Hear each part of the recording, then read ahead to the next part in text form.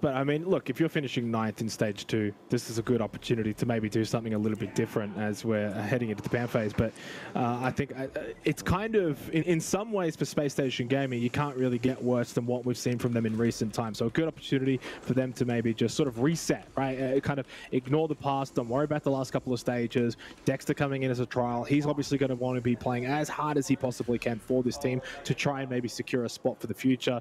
DWG KIA from APAC, we all know what everyone talks about on Reddit, on Twitch. APAC teams, do they do well internationally? Not always. Locally though, yes. From APAC North, it's always been a bit of a struggle. DWG KIA has had a little bit of success, at least internationally. This is another opportunity for them to stamp themselves on the international scene. We are heading to Chalet as well, Rob, by the way, when we look at these bands. We saw it in the top right corner. Really not too much to touch on. Pretty much Azami, Nook, Flores, and now Mira, all pretty standard staple bands when it comes to basically almost any map. You can honestly throw them in on any map and you'll be happy. But on Chalet as well, I think the Flores really good for clearing a lot of the choke points and a lot of the utility. Taking him off the board allows that, but then the Azami goes back the other way, who is obviously so strong in being able to tie down locations with those keeper barriers. So we do head to Chalet for what is the first map of this best of 3. So in some sense, you know, the first map doesn't really mean all, but you do want to get off to a good start on land. First match, first time playing on land for a little while now for both of these two teams, and we'll see how they go. Big game coming up. Like I said, DWG KIA back at the Sweden Major, defeated Space Station twice. Both of those times were on Clubhouse. We head to Chalet for the first map of 3. That's it. Buckle in. We've got a lot of matches coming your way tonight, and I mean, the two names that we've got right now, this excites me. This really does send tingles down my spine when I think about the history, as you touched on. SSG obviously losing to, well, losing's a harsh way to put it, but they did. They straight out lost to DWG all those many moons ago now. But the age-old question of the APAC playstyle, I think really this is a great opportunity for DWG to once again cement in the minds of international viewers where they're at. They've had tremendous performances in majors at the SI. Now it's time to double down as we get into stage 2, as we head to the Berlin Major. There is so much on the line for this roster, and already kickstarting its kitchen dining defense.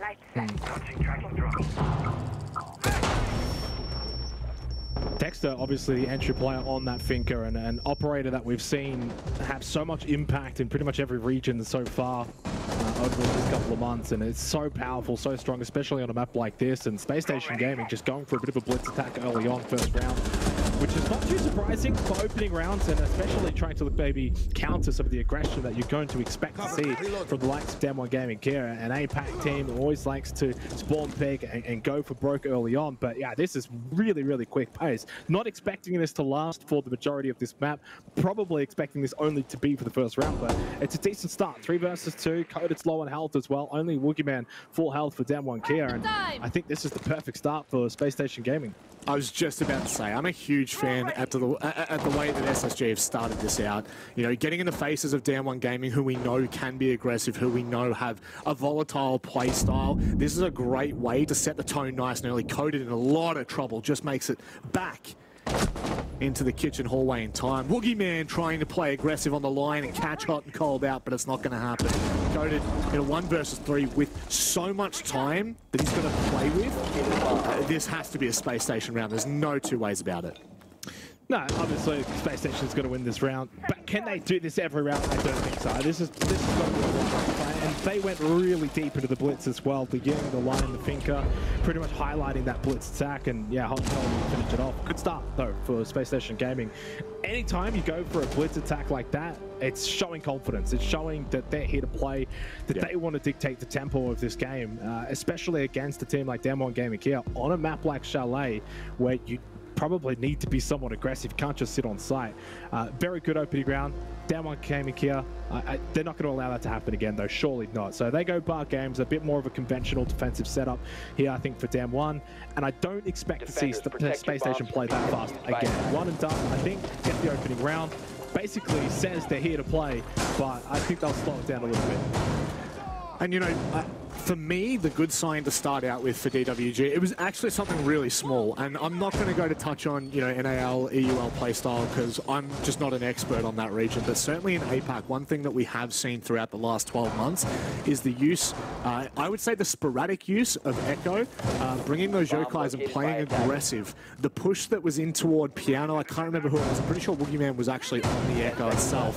But just that support with the yokai in an advanced position, in an aggressive position where for much of 2021 we looked at Echo as being kind of like an anchor site, you know, plant denial kind of operator. I feel like in APAC it's certainly changed up a little bit. Again, don't want to touch on EUL or NAL or anything like that, but certainly good signs for Damwon Gaming. Even though SSG are in their face, they still have a response for it. Now it's about tidying things up here, and as you said, I don't think SSG are going to go for that aggressive play style anytime soon. No, I mean, look, you're going to run the Finker anyway, right? Like, that's got nothing to do with the blitz attack. The Ying is what I sort of look at as, I think, the foundations of... If you're bringing Lion, Ying, and Finker, you're probably going to go for some kind of quick take. But, yeah, Lion, Finker, this lineup that SSG's brought out for this particular round, it does not indicate that they're going to go quicker than obviously that opening round. Things will slow down. They'll look to clear out library, of course, try and get that top control, try and clear out top library stairs, the shield, for example, too, and then obviously look to sort of make their way through and clear out this defense of Damwon Gaming KIA. So a more sophisticated, a more methodical round coming up here in the second round, which you expect over the longevity of a best-of-3 series, more rounds will play out such as this than, say, that first opening round.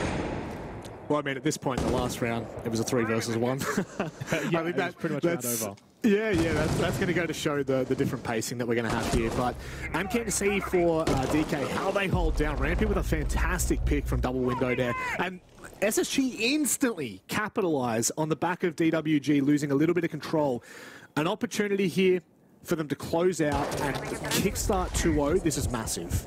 Yeah, a little bit surprising. I mean, on a VAR Games defense, to lose 2 players that early on is quite underwhelming, especially when you consider the top library stairs shield is still up. The placement here for Woogieman with 3 gas babes available does kind of suggest that defensively they're still well equipped, but losing those 2 players now opens up library and opens up a different avenue for Space Station. Only a minute left, so obviously you don't want to waste too much more time, but they're so far ahead in this round, and Rampy finds the nade kill onto Woogieman. So that was top library stairs clearing the shield. That also got the smoke for free. Talk about 2 for 1 there with that nade, and Space Station making quick work of them. This might just be flawless. Not quite. Cat saying over towards Fireplace does get one onto hot and cold, but yeah, round's over. Well and truly. Well and truly. Cat saying, I mean, gives himself a bit of a breather there, finds a second, but from... Hang on a second. It's already come out. DWG, you don't want to mess with any of their individual players. Opportunities given, but squandered. Lovely shutdown from Rampy to close things out. Composure from SSG in the first 2 rounds. Yeah, 100% been the better team in the first 2 rounds. They are the team that's clearly come to play and dictating this match early on. It is Chalet though, Rob, right? It's attacker-sided for the most part, and it's going to be a map that rewards active attacking teams. If you're aggressive, if you're taking positions early, if you're getting those opening kills, that defense can really just start to fall apart. So not really too surprised with the way things are starting out here. Damwon Gaming here as well, not a team that predominantly plays a lot of Chalet. It's something that they probably would be happy to play if necessary. Kind of look back to some of their recent games on it. They played Reject, won that 7-3 in APAC North, locally as well in the Korean Open, 7-3 over Spear Gaming. So they have shown the ability to play on Chalet, but maybe not so much at the higher levels. You think back to the APAC playoffs in stage 1, and they got beaten pretty soundly by the Chiefs here. So that is one thing that is concerning. But at the same time, I mean, this is also not really a map that you see from Space Station, right? It's not in their repertoire either. So in some ways, to me, it's rather neutral. And since it's neutral, whichever team's going to be aggressive and set the pace early on, they're probably going to come out ahead. It's a pretty solid theory. Keen to see whether this concludes, you know, like for us, very much an attacking-sided map in APAC. Again, globally, not entirely sure whether it kind of follows suit. I know last year, it definitely didn't follow suit as much as it did in APAC. It was like 60% attacker-sided for all of us. Or down in the Australian realm. But at this point, I am convinced that SSG are very well prepared for this. I want to see what the response from Damwon Gaming is, though. They have been a team in the past that have shown a hell of a lot of resilience. So I'm keen to see whether they're able to bounce back from this, whether this kind of hinders at least the first map. Of course, being a best of 3, there's long legs on this. So to start with, very impressed from SSG. And can they double down now is the big key factor. No one in DWG's face yet. Yeah, I think for Damwon, what they really need right now, not a timeout, and slow the game down, right? Try and get it back on their terms a little bit. The pace is clearly just not actually something that's going in their favour. And again, you can see that Dexter, LMG on the finger, so powerful, allows that quick entry, and they're already into Solar with just over 90 seconds left in the round. Clear control. The only downside is Bosco is actually on the ground. So Dexter also gets caught, bottom of trophy stairs. Boogeyman finding that kill back. Now actually can sort of reset things a little bit for Damwon Gaming. Coda throws out the last gas babe, but it's again Spacestation that are aggressive and forcing the issue early. SSG have been fantastic on cutting these rotates out. Nearly any time DWG are trying to move around the map, SSG have their lines cut out, and it's making life incredibly difficult unless your name's Woogieman. Of course, Bosco was already down. I don't want to get too excited there. Do have control of Solar, though. And there's no one out on the Solar window. There's no one pushing into Trophy yet. So SSG have a lot of work ahead of them to even grab this kit back, let alone take these players out in Solar. Yeah, and time now a factor as well for Hot and Cold and for Fultz. They don't have the best position. I mean, Hot and Cold's still on the rappel outside, so and Fultz as well on that piano balcony window. So it's not looking very likely. The only positive is that Coda is low on health. You find that kill. Now it's Rin, also just outside piano in that library hallway, has the Sawyer gate. Does he have the information though on Fultz? Just outside on the opposite side. If Ren runs through, he does die, but time is a factor. He's the one that has to make the move. Instead, it's Ren. If that pushed forward, he swung. Oh, shot from no. Fultz. Coated down. It's only Woogieman who's already made a couple of big plays in this round in red time. No diffuser at hand. He takes the shot though onto Fultz. He's punished by Hot and Cold. Oh no. He just had to play for time, Rob. I don't want to be critical because that's not the kind of caster I am there, but Rin trying to make a move around piano and all the noise that is kind of going on with the gates there, Fultz takes full advantage of that. That is a round that SSG should never win. Kid is down in Solar.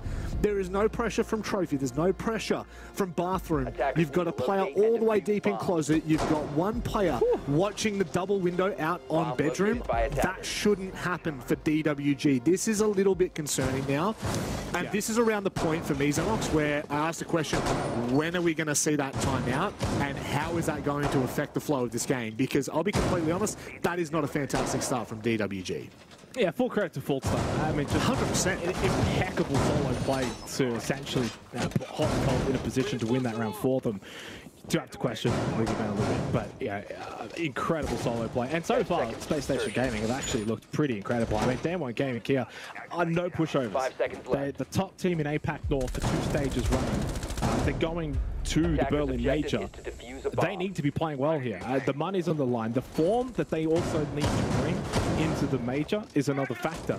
So there's even more pressure on the shoulders of Damwon Gaming KIA to perform, more so than even SSG. And SSG is a team that has been, you know, obviously going through some issues in the last couple of stages in the NAL, but Dexter so far looking good on the finger, hasn't found any kills, but he's at least opening things up for them. Sometimes you look at stats, you look at numbers, and you think, okay, well, he hasn't got kills, so he's not playing well. But I think his positioning has been good in allowing them to play aggressive. 2 assists kind of suggests that he's doing his job in being the entry to open things up, and yeah, the rest of SSG are just happily obliging.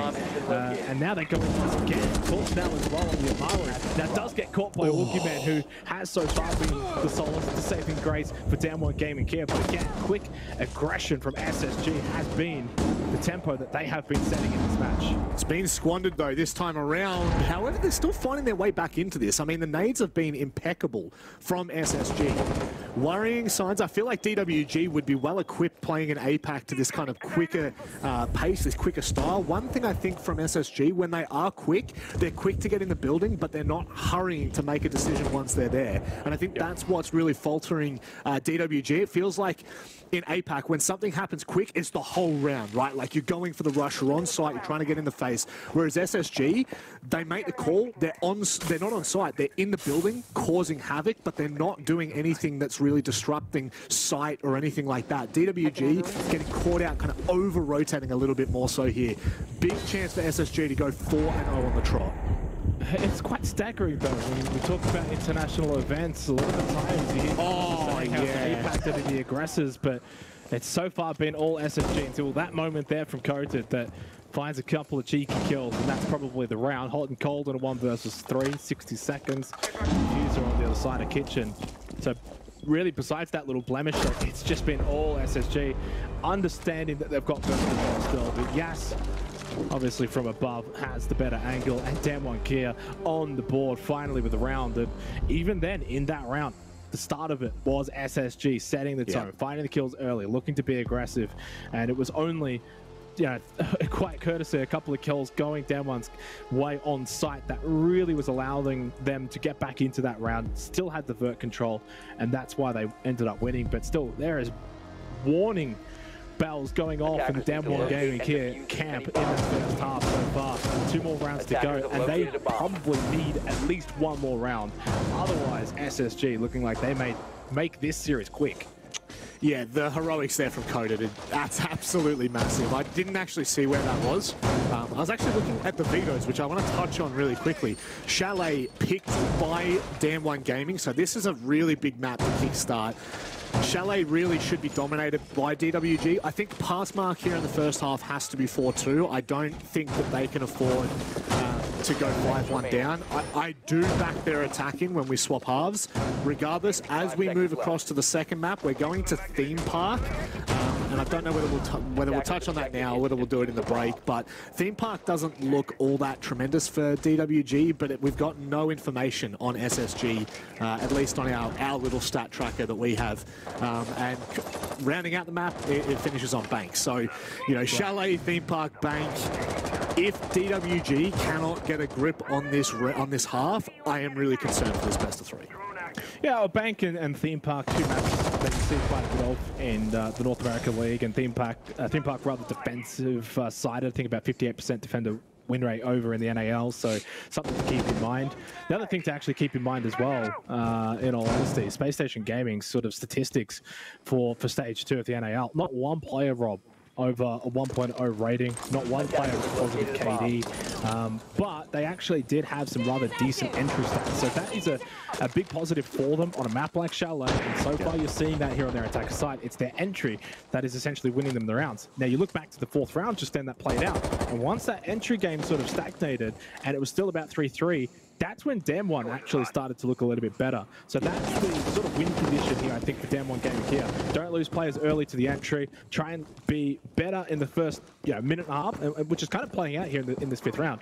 And wait for the end game execution, because that's where SSG will falter. Big opportunity as it is a minute 30, you know, really DWG haven't been tested all that much. Obviously taking control of the basement. SSG's nades have been near picture perfect in the first 5 rounds. And that will find the opening. Dexter's using the spear instead of the LMG. That's a little bit surprising considering how good the LMG is on the Finker. Maybe he knows something that we don't know, but it's been an absolute staple of the Finker in recent times. That LMG is cause for hot discussion, but Yas does go down to Rampy.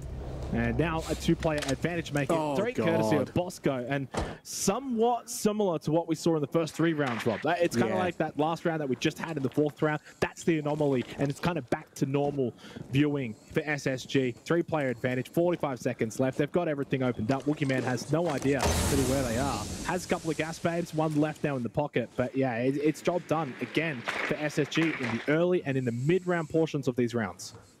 individual prowess now comes in for DWG. They've got 30 seconds to hold off 5 players. Fultz is going to try and creep up. That's a big pick for Katsang to take. It alleviates a lot of pressure on the backside of this site. Boss goes in a half wall. He's going to stick this plan. Is there any pressure from DWG? They are able to deny, and now Katsang in a 1 versus 2 can't get it done. It's hot and cold from the top of the library hatch. SSG are looking phenomenal here in the first half. Yeah, I mean, clearly the better team. Like, sometimes you get halves where you do question whether it's the map. On a map like Chalet, at times you can have it be rather attacker-sided, at least in the APAC region as well. I mean, I'll maybe even have a quick little look-see here at the NAL and see how it goes over there. And yeah, 33% defensive win rate. So again, emphasizing how strong this map is. And I think you're seeing that right now with SSG. We think back home in APAC that we have the aggression, that teams would love to go to Chalet. SSG is like, no, this is really attacker-sided in North America, and we're very competent at it, clearly, and they've shown that this first half. And like you said before, Rob, 5-1, that is not a pass mark for Down1 Gaming KIA. That is a disaster. So an opportunity now for SSG to go one better than par for the course, but still one more round for Down1 Gaming KIA to at least get back to 2-4. We think that's probably good enough for them on the defense, then to go into their own attack, where they are a strong team on the attack on a map like Chalet. They're very good on the entry as well, so don't count this game out just yet, but one more round here for SSG to really nail home a solid first half where they've been by far and away the better team. Something that's really stood out to me is SSG and their ability to just cut off DWG. Every single time we see in the mid-round players rotating from DWG, it feels like SSG have cornered them and cut them off on rotates. And that seems to be a blaringly dangerous issue for DWG at this point on their defense. When we move to attack, that kind of it negates, you're not as much on the back foot there, but certainly really impressed with where SSG are at. Surely they're not going to go for a little cheeky push in here. Where are DWG players actually posed? There's one towards Solar. I just feel like DWG aren't prepared for much of this. Yeah, which is quite surprising in some ways. They've got to be obviously prepared. You've chosen this map. It's a map that is also very prevalent in the APAC region, so very. It's a little bit surprising, I will say. Not from SSG's side. I think you probably expect them to then obviously come out, showcase that they've still got it. Dexter's, the trial, and they're going to want to be aggressive from the onset. It's clear that they've played into that, but I'm surprised by the defense of Down1 Gaming KIA. They have just not been able to stand up to SSG whatsoever. And again, it's another round. I think that's now 5 out of 6 rounds. An opening kill has gone the way of SSG. Not too surprising, attack side of Chalet, but still, it's just highlighting that they're so far in the better team. It's not even funny. So concerns here from Down1 Gaming KIA. Leaps and bounds, they say. Xenox leaps and bounds. Bosco at the moment, he's got control of an incredibly important position. Hot and Cold has gone down. Katsang swings, and that's an unreal pick. Fultz does trade back. With a minute left, things are starting to heat up a little bit more now, but I feel like SSG have actually taken a fair bit of control here away from DWG, and they've really got to be careful how they approach this side on the retake. Oh, walking in though, finds a big kill into Fultz. Now, Katsang almost lost his life there, pushing into bedroom. Dexter back onto the LMG. No kills just yet, but he's got Rampy, who's got 10. And honestly, at this point, you might be playing the Finker, you might be the entry player, but right now you're the support for Rampy. Get that adrenal surge going, get him a little bit of that armor. 35 seconds left, +1 advantage though for Down1 Gaming KIA. Must win round. If they lose this round from this situation, I don't see them winning the map at all. And Yats finds the big kill onto Rampy. Kid's down in a really awkward position, so this is always going to be a tough ask. If Dexter can find this kill, you maybe start to believe a little bit, but Yas swings the second that pick goes down. 4-2 half here. DWG are not out, not by any means. No, they had to win that round. They had to win that round. It was a round they should have put a large emphasis on winning. 2-4 suddenly now kind of negates a lot of that power play that we saw from SSG in basically 4 out of 6 rounds. They stomped Down1 Gaming KIA. It just wasn't even close. But in the other 2 rounds, they weren't clean wins from DWG KIA, but they just were able to win in a kind of sloppy way. It doesn't matter if you win a sloppy way on the defense. Have like Chalet, just get the rounds done. You bank the points, you bank the round wins, and then you go over into the second half. And now you try and replicate what SSG was putting out in that first half. You need to do it yourself. And I think they've got what it takes to do that, especially considering APAC aggression always goes hand in hand with a map like Chalet, which for me almost feels like the home of APAC at times in the way that it sort of plays. Yeah. But we'll see what SSG's got on the defense, right? To be the best team and to be one of the best teams, you got to do it on both sides of the coin, defense and offense. Really good first half, really good attacking side here on Chalet. What's their defense going to be like? That last round, as you said, must win, but it's incredibly pivotal for the thing, for a very, very simple concept, which is momentum. If DWG don't break it going into the second half, this first round feels like a massive uphill battle. Now it kind of feels like it's leveled out a little bit more. 4-2, I kind of brush that off at this point, and if DWG can start in the right fashion, if they can open up this first pick, it starts to, I think, kind of take away from SSG's power in the first half. But you know, I don't want to talk about power dynamics or momentum too much here. As the open for this round, SSG, they hold, I think, the most powerful site in the map, barring games. This is a big one for DWG. And the player that was just on our screens there, Yas, best entry player on DWG KIA in Stage 2, plus 10 on the entry. I mean, that is a incredible number. But then you've also got Coded plus 6, Woogieman plus 4. So again, highlighting, this is a team that is pretty good on the entry as well. They shouldn't be too panicked by the situation. 2-4 in the half isn't really all that bad. They should feel as if they're still in this game. But hello, Dexter. Welcome to the big stage. Your first kill on land. It's a big one. 1-5, but hey, he has been prominent. He's had some moments. You have to understand, trialing for a new team at land, it's a pressured situation. So it may take a couple of rounds, maybe, hey, even a couple of maps to really find his feet. But he finds a kill there. It does also mean the defense get the opening kill. That can really slow down this attack. And I tell you what, if they get this next kill, SSG put themselves in a position to go 5-2 and to find an early defensive round.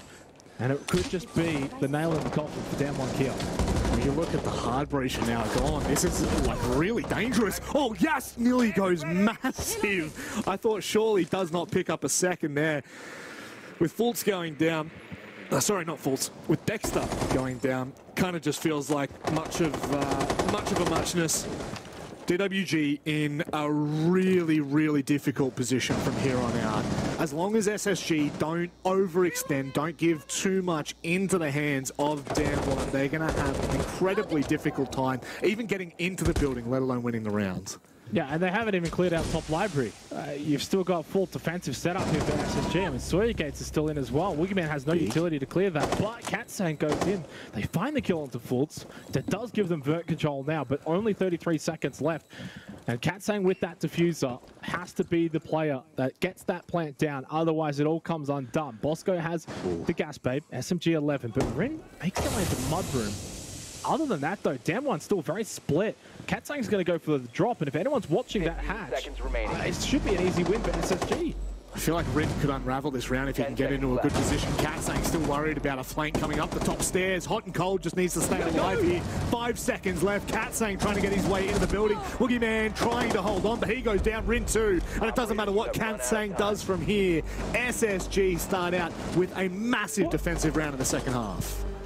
What's that one doing, though? I mean, there's no time left. You're still making your way down the mezzanine stairs with diffuser in hand, and there's like 5 seconds left on the clock. I mean, I understand Bosco, I mean, he's just sitting inside a bar stock for free, but I mean, hello, that's a win condition there. The SSG, the Damwon has not dealt with, going down to the final 20 seconds on bar games. It's such a powerful position, and DWG KIA have just really fallen asleep at the wheel at the conclusion of that round. Full credit to SSG, still had good positioning. They didn't really have to do a whole lot. In fairness, you're just holding your angles and you're holding those last round defensive positions, but you do have to question DWG KIA. It's almost like they just didn't want to go forward. They were just stuck in mud. Well, one player was, for damn sure. I do feel like this is a a really pivotal moment for DWG in this best of 3. They are down real bad. I don't mean to use, you know, young kids sayings, but honestly, they're really in a tight position here. The decision to try and clear out library clearly did not work from DWG. They weren't even putting any emphasis whatsoever on the solo clear, which is fine. You know, you don't have to clear from the north side of the map across, but certainly when you're struggling to get into library, when you're struggling to find a pick, you probably need to look at a different avenue. And for me right now, that's a big start. That right there, I know it seems so small, but to take out Rampy this early on in the round, it gives DWG some room to breathe. It gives them a moment to kind of reset here and go, okay, we're already in the round, now we just have to find our way into the building. Yeah, Rampy 10-5 prior to that death, and obviously having a very, very good game so far here on Chalet, especially in the Oryx as well. On the defense, we just run around being an absolute menace, but also just getting that opening kill for DWG KIA. It goes a long way considering the start of this second half. The first thing that happened is they, of course, give up another opening kill to SSG, losing out to the defense on Chalet, not the start that you'd like. So now at least you can maybe look to fight back in this 8th round, get the opening kill, you're on the attack. You got a lot of time as well to work with this 5 versus 4 advantage on kitchen dining. So get to work above, try and go for that solo take, clear out master office, and then from there you've got the control, go for the plant. Maybe you could just find the kills along the way. That makes your job so much easier. Katsang finding the kill in the hot and cold. 10-5 now for Katsang, and probably just needs a couple of other teammates to maybe come to the table and help out. But this is the problem though. This is sort of where in the last round, zip stall out a little bit. Keep the foot on the pedal here, Demo. Yeah, exactly. Get to work, get that skeleton key out, start to really establish that vert control, but make sure you don't go for the plan with like 10 seconds left. Well, that's just it, right? Like, already DWG have started out in a very different fashion to how they did in the first round. Not only do they find the opening pick, but they've also still got their soft breacher up, which allows them to go ham on this vertical position. And this is going to make life a little bit difficult for SSG trying to play in and around the site, especially when you've still got players outside watching all of these rotates. None of the flanks are paying off for SSG. This overall is a tremendous round for DWG. And from here, a 1 versus 5, Dexter's caught. He's already been spotted, and he will be taken out. Flawless for DWG. And it's the first time in this entire map, Rob, that I know flawless obviously indicates they've had a pretty good round, but it's the first time in 8 rounds that they've been the better team really in these rounds quite clearly, night and day difference. Yep. Even the rounds that they won in the first half, that was still a bit messy. They weren't the cleanest. Now finally they have something that went their way. Opening kill, into flaws, into good kills, into vert control. Every objective that they basically had, they did it, and they did it really cleanly. 3-5 scoreline as well.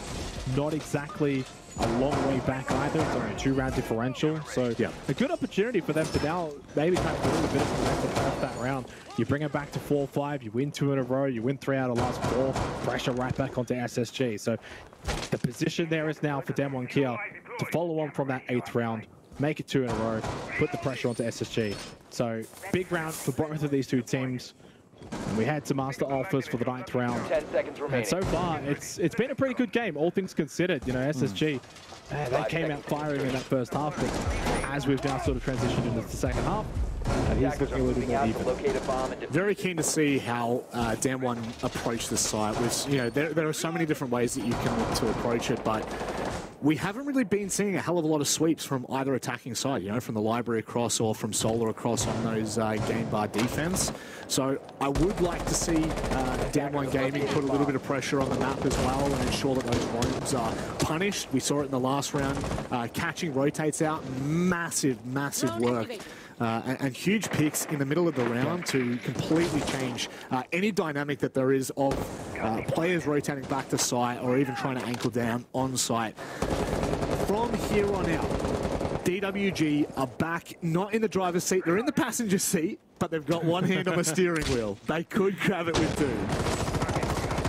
For safety reasons, you can't they grab it with 2. See how they go in this round. It's such an important round though. This getting that, I guess, map point in this instance, since it is a best of 3 for SSG, could just put them over the edge to sort of finish off strong. But as I said, you win this round 4-5, and suddenly all of that amazing start that SSG had in that first half will just start to unravel a little bit, and DWG KIA puts pressure back the other way. Now Rin, look at that west main window, peeking on in. The one benefit though for SSG this round, time. Still no real solid control.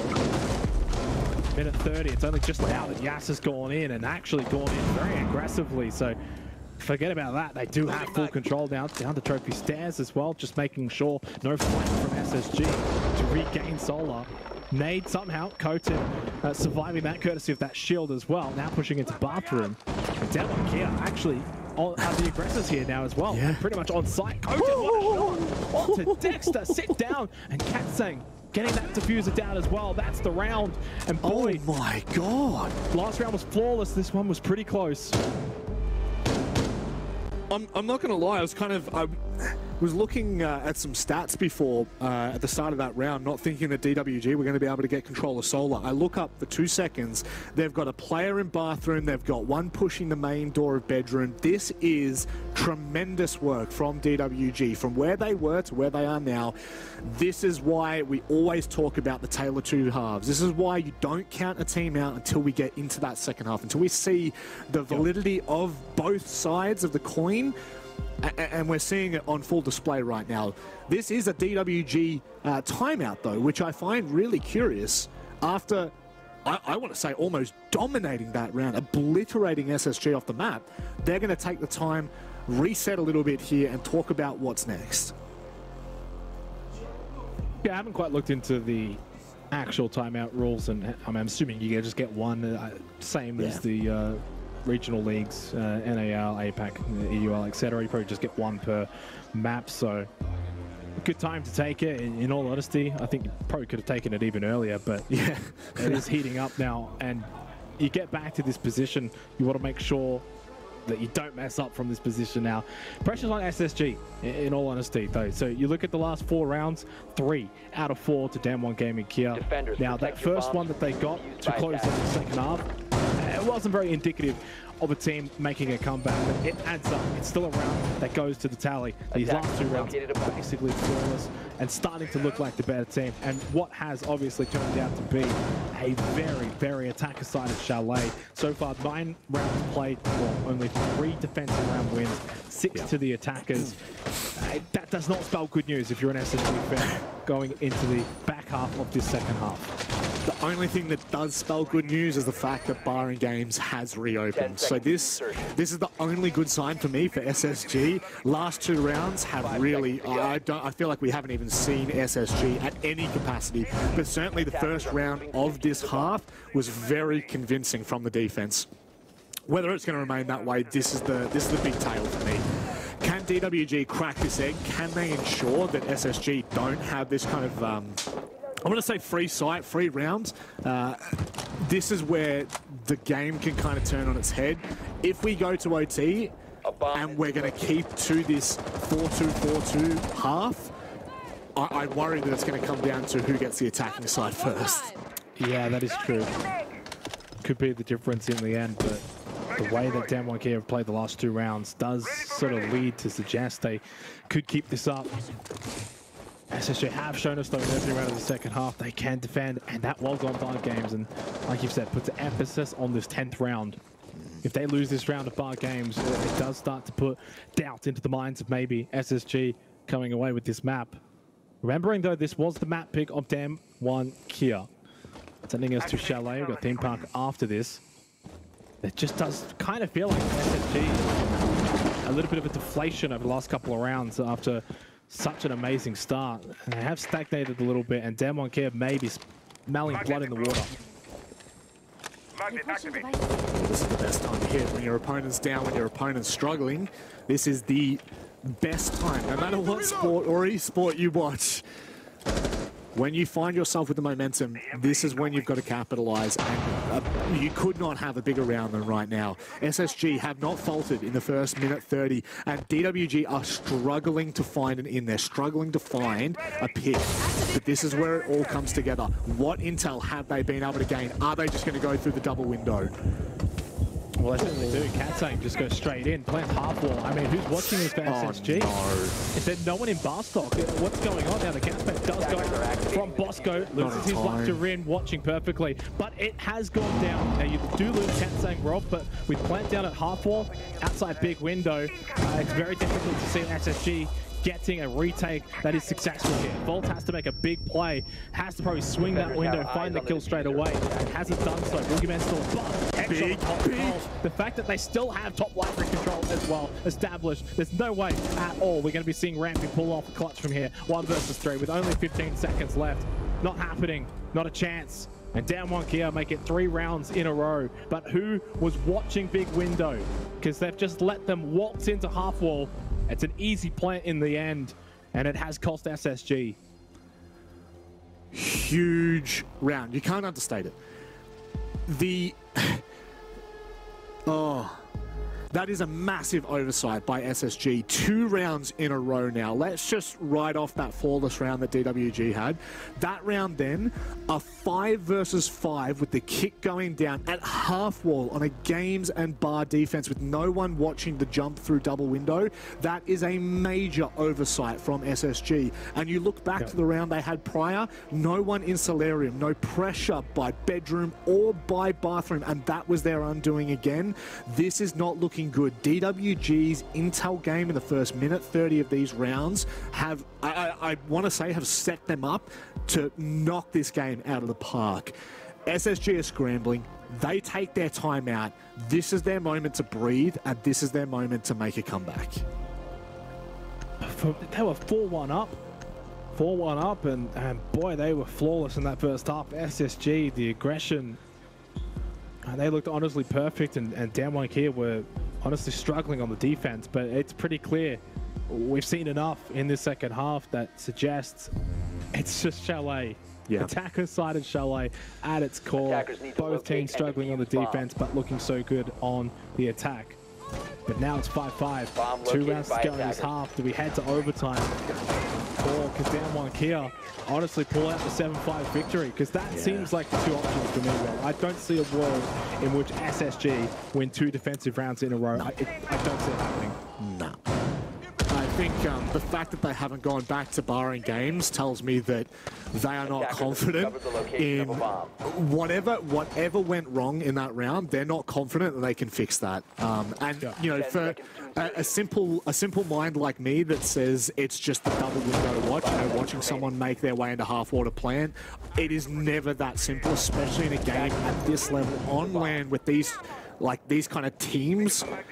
It's definitely not as simple as that, but there are some missed marks here from SSG. And this is why we said first half, the pass mark for DWG was a 4-2 defensive half. And it's exactly why, because it is just so hard to hold down a site.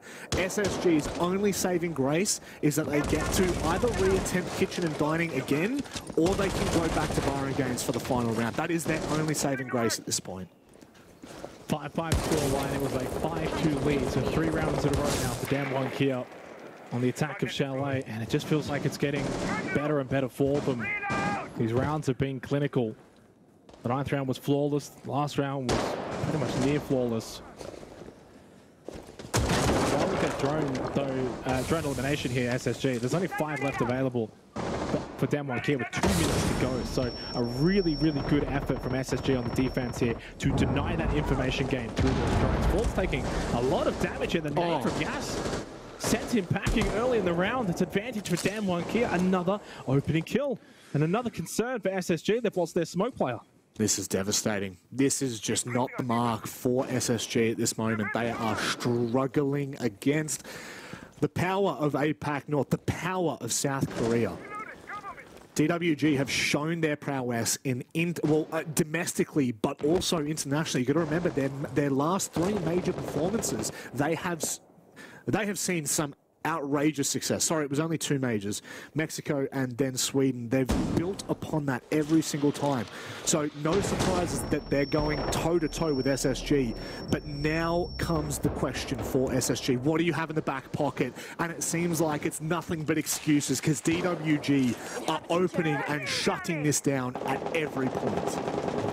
Adrenal Surge activated by Rin. Still has 2 more available with a minute left, and they've got that 2-player advantage. Dexter, talk about a baptism of fire in your debut, in your trial. 1-10. The struggle here on Chalet. We'll need to turn that around if SSG are to win this series, because they're on the verge of being down 1-0. Rampy, Bosco, hot and cold. And the older heads maybe bring something back for SSG. Koten took a big tag of damage, but not enough to put him down. 30 seconds left, still a major advantage here for DWG KIA. Gas makes it 3, a triple in the round. Into the final 25 seconds. Woogie's down though, and that's big. It's now a 2 versus 3, unless they pick Woogie up, which they do, in which case it's all over. Bosco is the last to remain, and yes, shuts him down. DWG are making no mistakes here in this second half. I mean, playing devil's advocate a little bit better, at least from SSG, compared to the last 2 rounds, but not obviously close enough to even get them remotely close to winning that round. Better, but not good enough. DWG KIA just too good in the last 4 rounds now. 4 rounds in a row, which has eclipsed the 3-0 start that Spacestation had. And boy, was that a very fast-flying 3-0 start from Spacestation. Since then, only 2 rounds of the last 8 for Spacestation after that 3-0 start. So they have come crashing down back to earth. And DWG KIA, I think, yeah, first couple of rounds, you're on the defensive Chalet out of land. Maybe not going to go your way, but you start to warm up, and you then get your opportunity in the second half, and they are not wasting it. Match point, obviously best of 3 to map point. It is the map that they did elect to go to first. They picked it, and the 7-5 win would be a good way to start the Gamers8 tournament. 10 seconds. Now, I'm not going to take away from this match right now because this is tremendous, but there is a massive game that has just unfolded for Wild from Germany. They are a team that are fighting for a spot in the European Challenger League. They have just defeated Team Liquid, who are one of the best teams, kind of looking into this tournament. They've just beaten them 7-1 on Skyscraper in the opening map. 7-1. Nah, you're joking. No, nope. I don't believe you. I do not pull legs. It is true. It is flat out the truth. Oh my! It is Liquipedia approved, friends. Okay, crazy things happening. Yeah. We'll keep our eyes obviously focused here on this game, which has been a game of 2 halves. Is probably the best way to say it. SSG shot out of the gates, but DWG KIA have responded. And responded vigorously 4 rounds in a row. Rin makes the entry into bathroom with that adrenal surge. Had a bit of information. Oh, no. Rin, he had me worried there for a second. He does find the kill, and now SSG, they are shaking in their boots. And why would they not? This is the first time we've seen this sweep from Solar across from DWG, and it's working out perfectly. SSG are not being given an inch and are having a mile taken away from them at every single point. 5 players left alive for DWG Gaming KIA. There is nothing that they cannot do here. We have to see the might of NA.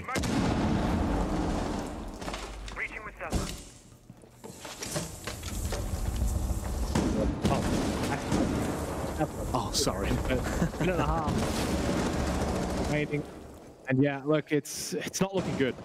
In ways that essentially the last couple of rounds in a nutshell, deja vu form. Again, opening kill for DWG KIA. Again, just sort of dwindling the defense. Oh, Dexter can't win that fight. Fultz does get one back onto Koten, but they are falling 1 by 1 here. Yas gets the kill onto Fultz. No surprise, they had the intel on him. And yeah, it's falling apart for SSG here on Chalet. If this ends up going in the way that it is the trend, it will only be 3 defensive rounds in 12 on Chalet to open up our match here on the B stream. And it looks like it's going to be SSG. They are scrambling to find a trade. They are trying their hardest to find an opening. But I'm telling you right now, DWG are locking in. 30 seconds left, 2 versus 4. What can you pull out of the Rabbit's hat? Oh, hello. Maybe something.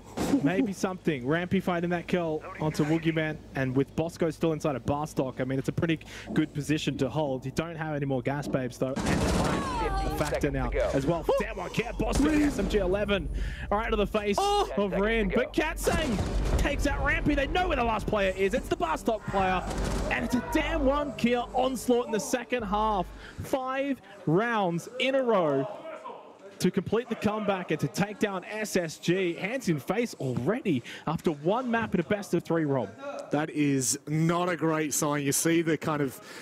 Look, you know, I don't want to read too much into body language, but that doesn't look great from SSG. No. However, you want to talk about what it looks great from. Tremendous work from DWG. They were in a really tricky position. They were not looking great in that first half. Come into the second half, and once again, SSG take that first round away from them. What on earth happened? Where was that flick? How did Damn One Gaming turn that game on like that? 5 straight rounds to close it out. Well, I mean, look, what was it? A 4-1 start for Spacestation Gaming. So they obviously had a pretty similar half in the first half. I'm sure there's probably a lot of people who have maybe just started tuning in off the back of the Liquid Wild result. But it was actually quite a similar performance from Spacestation Gaming in the first half. They were aggressive. They were getting all the opening kills. It was one of the more one-sided halves that I've actually seen in a while, and they looked really, really good. And then, obviously, we switch into the second half, and they get the first defensive round win as well. That's when there's suddenly warning bells for Damn One KIA. It's like, okay, what's going on here? You lost the first half. Okay, you were on the defense. But now you're down 5-2. From there, what did they do? They win 5 rounds in a row, come back on the attack. It felt like they just took a little bit of time to really warm up to the game, to the environment that they're in as well, and started to play their game a little bit more. Started to get those entry kills, which is, they're a team that obviously does really well on the entry. They started to also slow the game down a little bit. I know it's surprising. When people think of APAC, they think of aggression, they think of fast pace, but no. When the pace was fast, that was in favor of SSG. And when the game started to get slow, it was in the favor of Damn One KIA. So really highlighting the difference in the second half. A little bit more of a slower tempo, and they just controlled the game.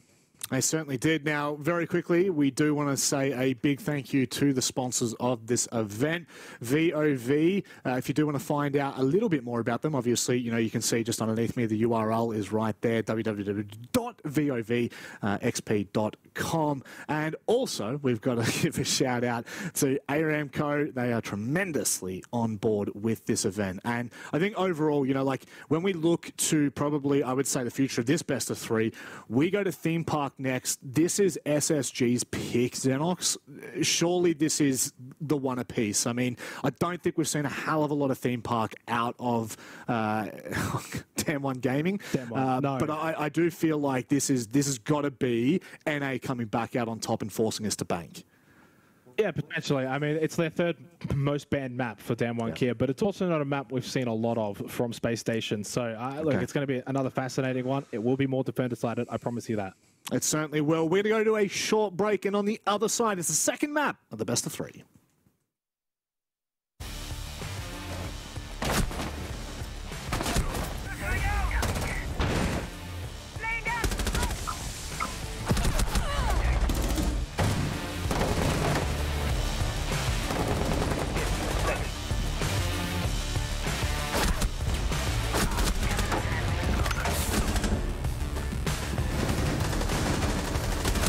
Bomb diffuser has been dropped.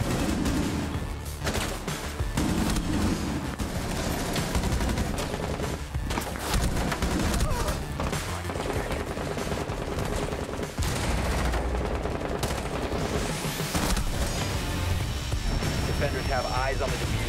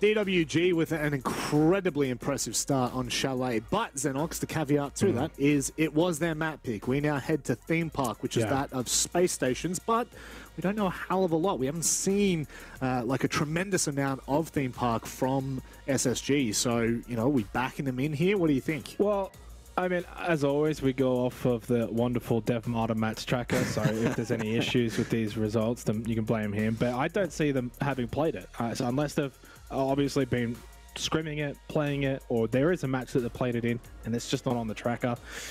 It does kind of suggest to me a bit of an unknown quantity coming into this next map. So, but in saying that, Chalet is not exactly a map that was, say, super DWG KIA focused, right? Like they're 2-2 on that. They don't really ban it that much, but they also don't really pick it that much. So in fairness, maybe there's a bit of that as well here for Theme Park. Do look at sort of maybe recent results for DWG KIA as well on Theme Park, and I mean, he has to go all the way back to April in an 8-6 loss to Cyclops in the APAC playoffs as well, mind you. And that was in obviously a best of 3. And then prior to that was actually also against Cyclops, but in APAC North where they won that 8-7. So at least a little bit of history there that is prevalent for DWG KIA, and also going the distance, mind you, in both of those maps over time. So they've obviously played it. They've obviously had a bit of experience on it. Can we say the same for SSG? I don't think so. Is the Azami going to be banned out? Yes, it is. DWG not messing around with that one. Nook banned out, rounding out with a Thatcher and a Mirror. All the hard breaches still on the board, which is incredibly important considering the map we are going to. There could be quite the use. Thermite straight off the board for Bosco. They're going to bring a double hard breach. I feel like if we do go to, Armory and Throne, I don't think you can afford to only have one hard breacher. But very quickly, just before we get underway with this one, for those of you that aren't keeping tabs on the A stream, Wild are currently one map up against Team Liquid. This is a challenger team from Europe. They are up the map against Team Liquid. They're currently on Chalet. They are 2-0 up on Chalet already. So it's not looking great for Liquid. I'm sure we'll see them bounce back. I hope we see them bounce back. But yeah, a bit of a wild start. Yeah, tell me. 7-1 Germany over Brazil. Oh, it does. Brings nightmares. Nightmares. Yeah, nightmares there for Liquid. Well, out of game, ending game. Very quickly, I've had a bit of a glimpse for Theme Park, APAC North America League, try and see some correlation. Only played once for APAC North.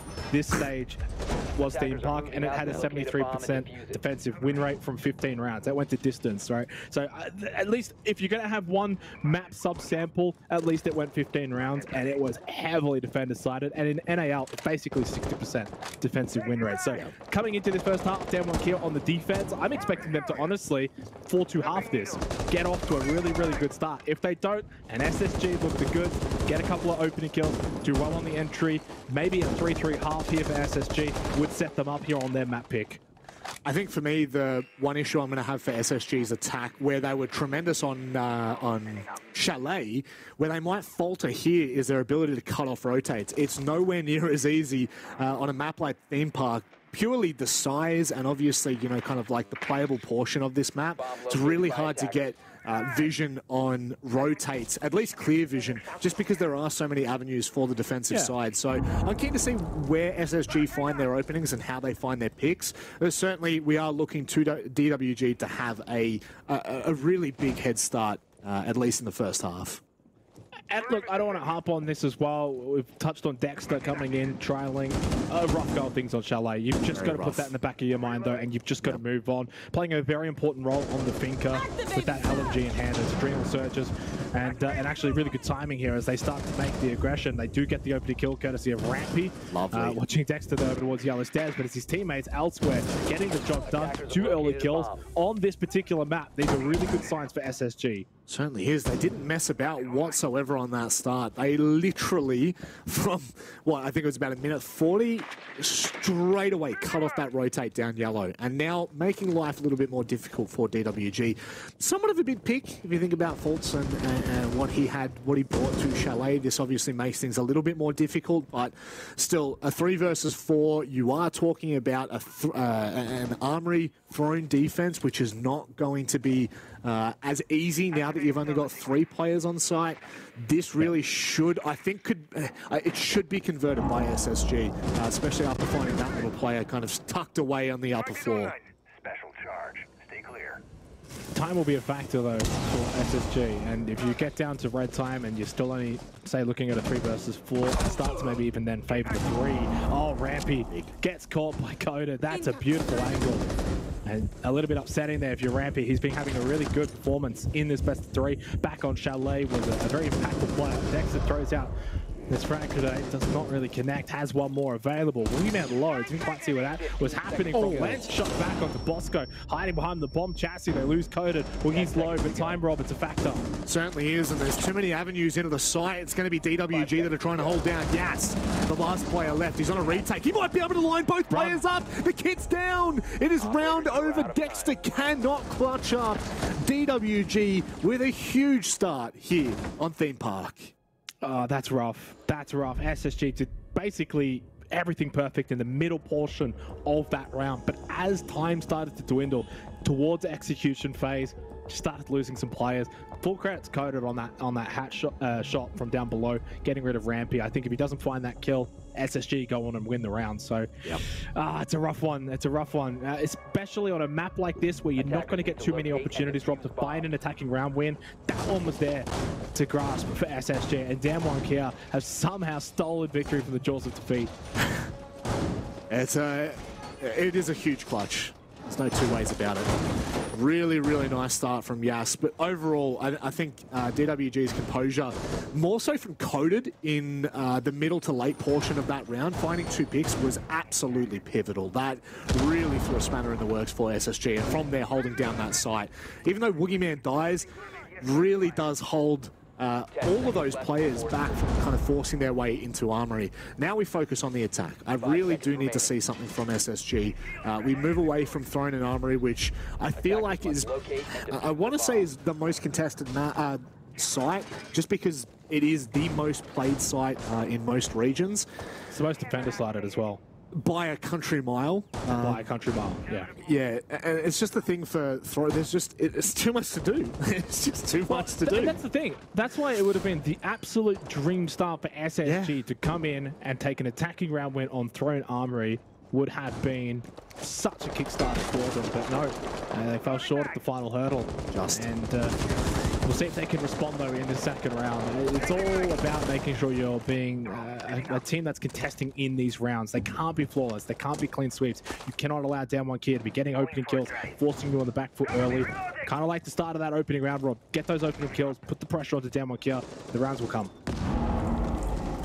The Flora is being left in favor of the Thatcher for the ban phase. It'll be the first time we see it in this series, so it will have a lot of use on this map. It doesn't really look like DWG are going to double down with things like deployable shields. At least they've got one, so make life a little bit easier there. The other utility I feel like isn't going to have much use for the Floras, but regardless, it's always good to bring. And now Hot and Cold needs to be careful. Into initiation, he's got 2 players he's going to have to deal with, and Rin gets on a bit of a heater, could end up popping off, but this is a really solid start. I am favoring SSG's attack, so I'm quite happy with the way that they've started out here. Very convincing for such a defender-sided map. It's funny you say that. Ren had a bit of a poor performance on Chalet, but it's a player that obviously does very, very well with DWG KIA. Plus 18 KD. Only Gas and Woogieman have higher KDs in Stage 2 of APAC North 4 for DWG KIA.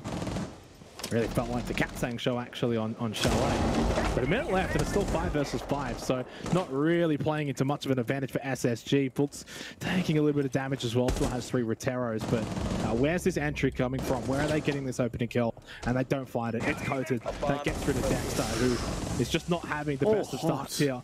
Trialing out for SSG, but a nice kill for Hot and Cold into initiation. Can he find a second? Not quite, but he hasn't lost his life just yet. Big thing here is he can cut off Coded, and I think there's a player all the way back by Volt. No, he doesn't stick back into initiation. I suppose when you look at the HP department, it's probably a good idea. Katsang with a kill on the Rampy, and things are heating up here. It's not looking all that fantastic, but for that second pick from Hot and Cold, going massive here. Fultz cutting off a rotate yet again.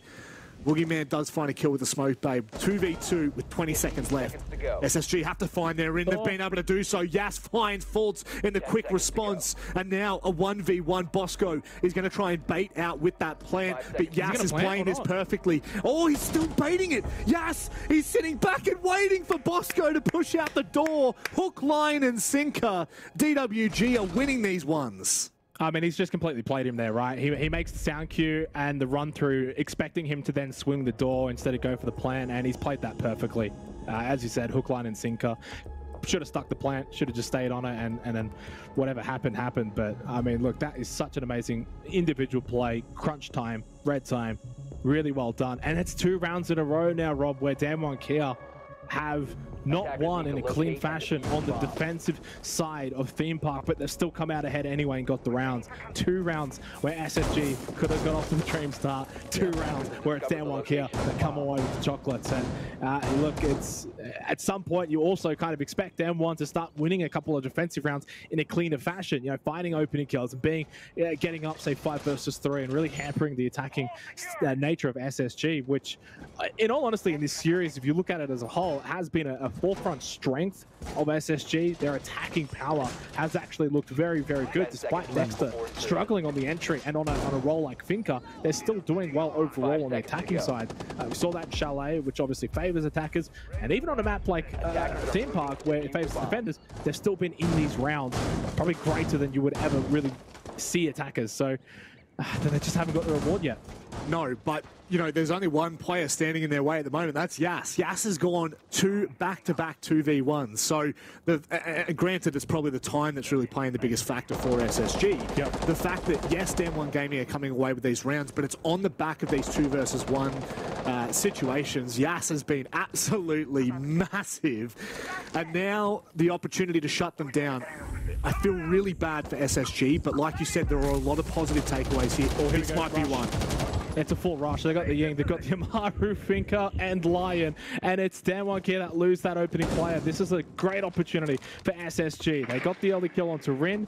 You've got the full rush strat as well, but it has kind of stalled out a little bit over towards that arcade entrance. Not really much more to have Yellow Stairs control, but all things considered, just 1 kill. And Hot and Cold actually not even close. He's still over like near spawn. So I mean, I don't know. That I honestly thought that I look at that lineup, I hear the EU one thing, I'm like, it's a full rush. No, it's almost like a baited rush, but they found the kill. See, this is what we saw in Chalet as well. There were 2 rounds on SSG attacks where it kind of seemed like it was going to be a full-blown rush, but all that utility is flushed out just to get in the building. And on both occasions for DWG, they overreacted. They tried to make a play, and SSG were waiting for that. And the same thing happens here with Rin going down now, opens the round up for SSG. Again, want to highlight how well they're playing on the attack, even regardless of the scoreline right now. Coda just taking a nade to the face there, takes a bit of damage, throws out some gas babes in response. But again, the middle sector of this round is not looking very good for SSG.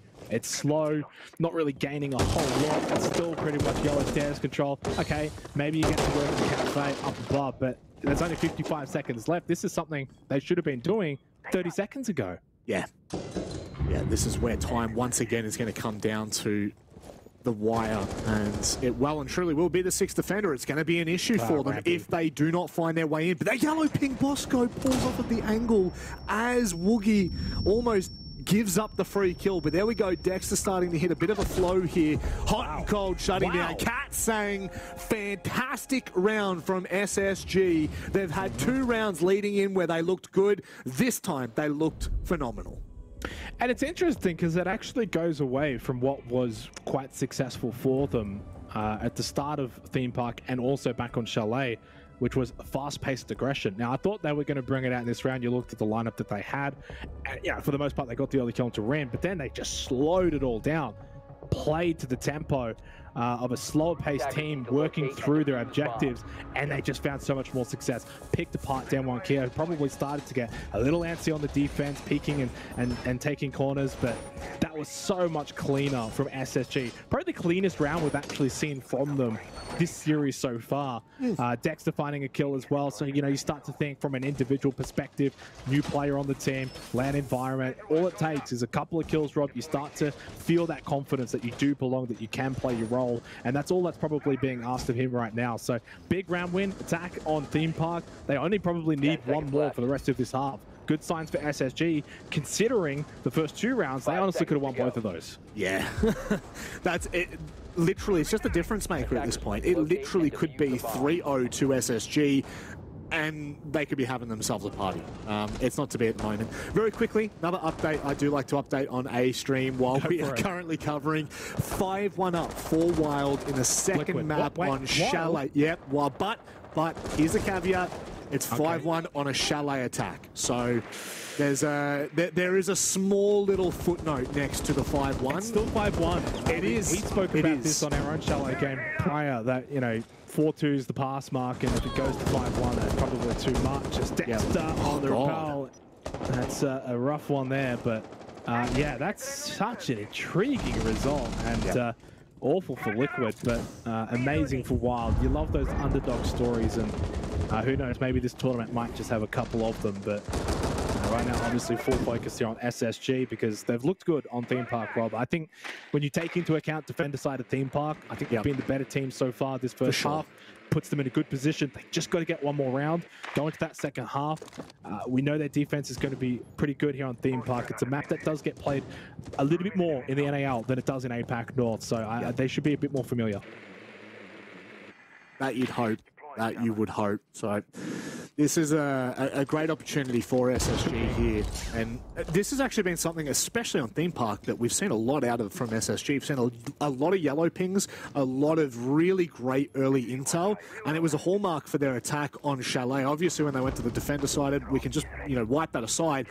This has really been such a great start for SSG, continuing to double down on intel, continuing to double down on these individual plays. Rin actually stuck over toward the storage, as now SSG look to shape up a little bit more. You can just see the intel as they're swapping through the cams, but Yas with what a shot that is on a vertical. Rampy even acknowledges it. Rampy's a fan. Nice shot. Yeah, and that's a big shot too, right? And with a minute left, if SSG find another kill there, it's 5-3, and they're probably going to win the round, and at 2-2, it would be disaster. But good to see Dexter finding a couple of kills here on Theme Park. 3-1 now. You start to gain that confidence, and that could be the difference maker. You know, was obviously largely unimpactful on Chalet, but if he can find impact on that finger, on that entry roll here on Theme Park, it could be the difference. It's why they're looking a little bit better here on the attack here on Theme Park. 30 seconds left, 4 versus 4, but now the hard part, the tricky part, getting onto site. Certainly looks like they're going to have to funnel through here, and this is going to be an explosive play. Hot and Cold trying to force the player off of the deployable shield, but it's Woogieman. He truly might be the boogeyman here for SSG, but it's not to be. Hot and Cold is shutting it down. Rin and Yas. As long as Yas is left standing, there is still a hope. There is still a chance here for SSG, but Dexter is stepping up here in this second map. Rin now to clutch in a 1 versus 2, forces his way into Throne, isolating the fights, takes another scalp from SSG. With 30 seconds left here, he has so much time to play with. He calms down for half a second, forcing that player around the pillar to move, but it's Dexter with a 4K in a pivotal round here on Theme Park. Oh, and he looked cool, calm, and collected, didn't he, in that moment? He was not moving a muscle. He knew what he had to do, didn't panic, and what a play. And obviously, a lot of people would have looked at that Chalet game, and it's easy to sit back and bag him out, but you got to remember, a LAN trialing for a team like SSG, there's going to be some jitters, there's going to be some nerves in that first map. That's out of the way, and you're seeing what this kid can do here on Theme Park. 6-1, big quad saving round win as well, and that could have been yet another round, Rob, where it goes the way of Damwon after all the work being done by SSG. But not this time, not this time. And now it's 2-2 on a defender-sided map, on the map that SSG chose. Again, like Chalet, first half, they've been the better team. They truly have. They truly have. And now it's about closing this out, right? All good and well to go 2-2 in the first 4 rounds, but if DWG pull away with a 4-2 half, even though we could probably argue that still might not be good enough on the defense, it does still cause some amount of concern. So SSG, they do not want to slow down here. Do not take your foot off the accelerator. You are looking tremendous in this map, in this match entirely, actually. Like you said, Chalet, outside of their defense, it really did look quite menacing. So if they can tidy up when they head to the defensive theme park, we head to Bank, and that, for me, I am concerned for SSG. You look at DWG's history on Bank, and it doesn't look great for the North Americans. Look, they can back themselves in here, but the main focus is ensuring that they can finish this on a 3-3 half, because they have just been heads and shoulders better. We'll get, look, obviously there's a lot to talk about for Bank. If we get there right now, it's looking like we should be getting there from what we've seen from SSG. Not to say that DWG KIA cannot replicate what we're seeing here. I mean, maybe we live in fantasy world. This ends up being an attacker-sided theme park. Who knows? But Bank is a map we'll obviously discuss later. Heavily sided for DWG, but right now for SSG, all they can focus on is this map of theme park. And so far, for a defender-sided map, their attack has been quite clean, and it's in a very contrast style to Chalet. They're playing the maps really well. Like, they played Chalet to the aggression like you would expect, and they're playing Theme Park to a bit more of that slow, methodical playstyle like you would expect. So really good signs from SSG, and they're looking like, to me, a competent outfit, and it's good to see Dexter is obviously starting to feel a little bit of confidence as well. Yeah, that's a massive sign for SSG. If Dexter can get confident, if he can start to feel comfortable with this roster, the rest of this tournament could be an absolute breeze for them if they're able to bring this together. Bosco finding Yas, one of the bigger players for DWG here on Theme Park. Massive pick to start off with. Also, quick little footnote, it is 6-1 back to Wild again against Team Liquid. This is not good. Wow. Back-to-back 7-1s could be on the cards there. That's not the way I would have predicted Liquid Storm starting. Holy though from Yellow Stairs. Quick double. Rounds over courtesy of Dexter, and 3 attacking round half now on Theme Park for SSG. I'm starting to think and sense that this map is going to be going their way, because you couldn't ask for a better first half on the attack for SSG. No. And quite honestly, a little bit disappointing on the defender side for DWG KIA. We are not anticipating this to be an attacker-sided theme park, so they are losing rounds that they should be winning based on the side that they've started on. It's a bit concerning, and in some ways kind of validates those opening 2 rounds, Rob, that even though they won those, they didn't win it clean, and in all honesty, SSG probably should have won those, so it has been an SSG half, to say the least. Yeah, literally, it could be 5-0 right now. We could be looking at a speed run for SSG. It's been concerning to say the least for DWG. The thing is, for me, no matter how deep this map does get, I feel like the signs are there for SSG. The fact that we have a double elimination bracket for each group, it gives every team enough time to get back into the comfort zone, no matter what happens. So from here on out, this is a really, really good start to the tournament. I know the SSG have lost their first and opening map. Again, DWG's match week on Chalet. We go to Theme Park. They are looking heads and shoulders better than DWG. Now, again, I ask you about the ability to close out here, especially when we head to the second half. But this could well be a 4-2 first half on the attacking side. 3-3's already well and truly past the pass mark for the attack. When you take into account, looking at some of the statistics as well for DWG KIA, only a 36% attacking win rate on Theme Park to a 57 defensive win rate. So if they're ever to win on Theme Park, it's their defense. And clearly, that hasn't shown up. And even if they do get 3-3 to close out the half, you're still favoring SSG from here. So it's been job done from SSG in the first half. They get one more round to really nail home the advantage that they've really established for themselves. And they should be pretty happy with the way that they're playing here. And that's one thing that maybe they can take into Bank if we do head there. A bit of form, having won the prior map. Obviously, though, in terms of the history of the map, DWG KIA, they love Bank. But Rin goes down early here in the 6th round. It's further good news for SSG. They have dominated here in the first half in getting opening kills and putting DWG KIA on the back foot on the defensive theme park. This has actually been rather one-sided in this first half. It really has. The scoreline is actually not telling the full story. And I think that, you know, this goes deeper than the opening kills and things like that. The information game from SSG on the attack, you cannot fault it. You absolutely cannot fault it. Within the first minute of the round, they've taken storage and lab, which is a major part of this map. If they want to take barrels, if they want to push in from split, and it looks like that's exactly what they're going to do. They've taken so much control. They've got a minute 15 left on the board. DWG yet to respond. Hatches are open, which means that they've got to be careful of a flank, got to be careful of that vertical play. But for now, provided SSG don't trip over their own feet, they're in a really good position. Round's over. There's no tripping over feet happening here in the 6th round. It's going to be a 4-2 attacking half for SSG. And I think that the biggest thing for them as well is Dexter's performance, because it's easy to sort of rely on the older heads, Hot and Cold 7-3, obviously been playing well, and Rampy had a magnificent Chalet playing well again. Yeah, look at the rush. Oh, I mean, who's watching that? You still got 3 players that should be watching side entry points, and it's just an easy run-through headshot. Oh. I mean, this should not be happening on Throne Armory of Theme Park Rock. This is a disaster defensively from DWG KIA. And honestly should be a little bit criticized for this defensive effort here against SSG. Full credit to SSG, I'm not taking anything away from them. They've been absolutely flawless in that first half. But questions asked of DWG KIA's defense. They've got a lot of work. And for teams maybe watching, you know, if you can get this map at the Berlin Major, take them there, because that was quite appalling from DWG KIA. Could almost be a freebie, an absolute freebie. I just want to make a very quick statement. 14 rounds to Wild, 2 rounds to Team Liquid. They have Wild, which a tier 2, tier 3 team from EU have defeated one of the best teams from Brazil.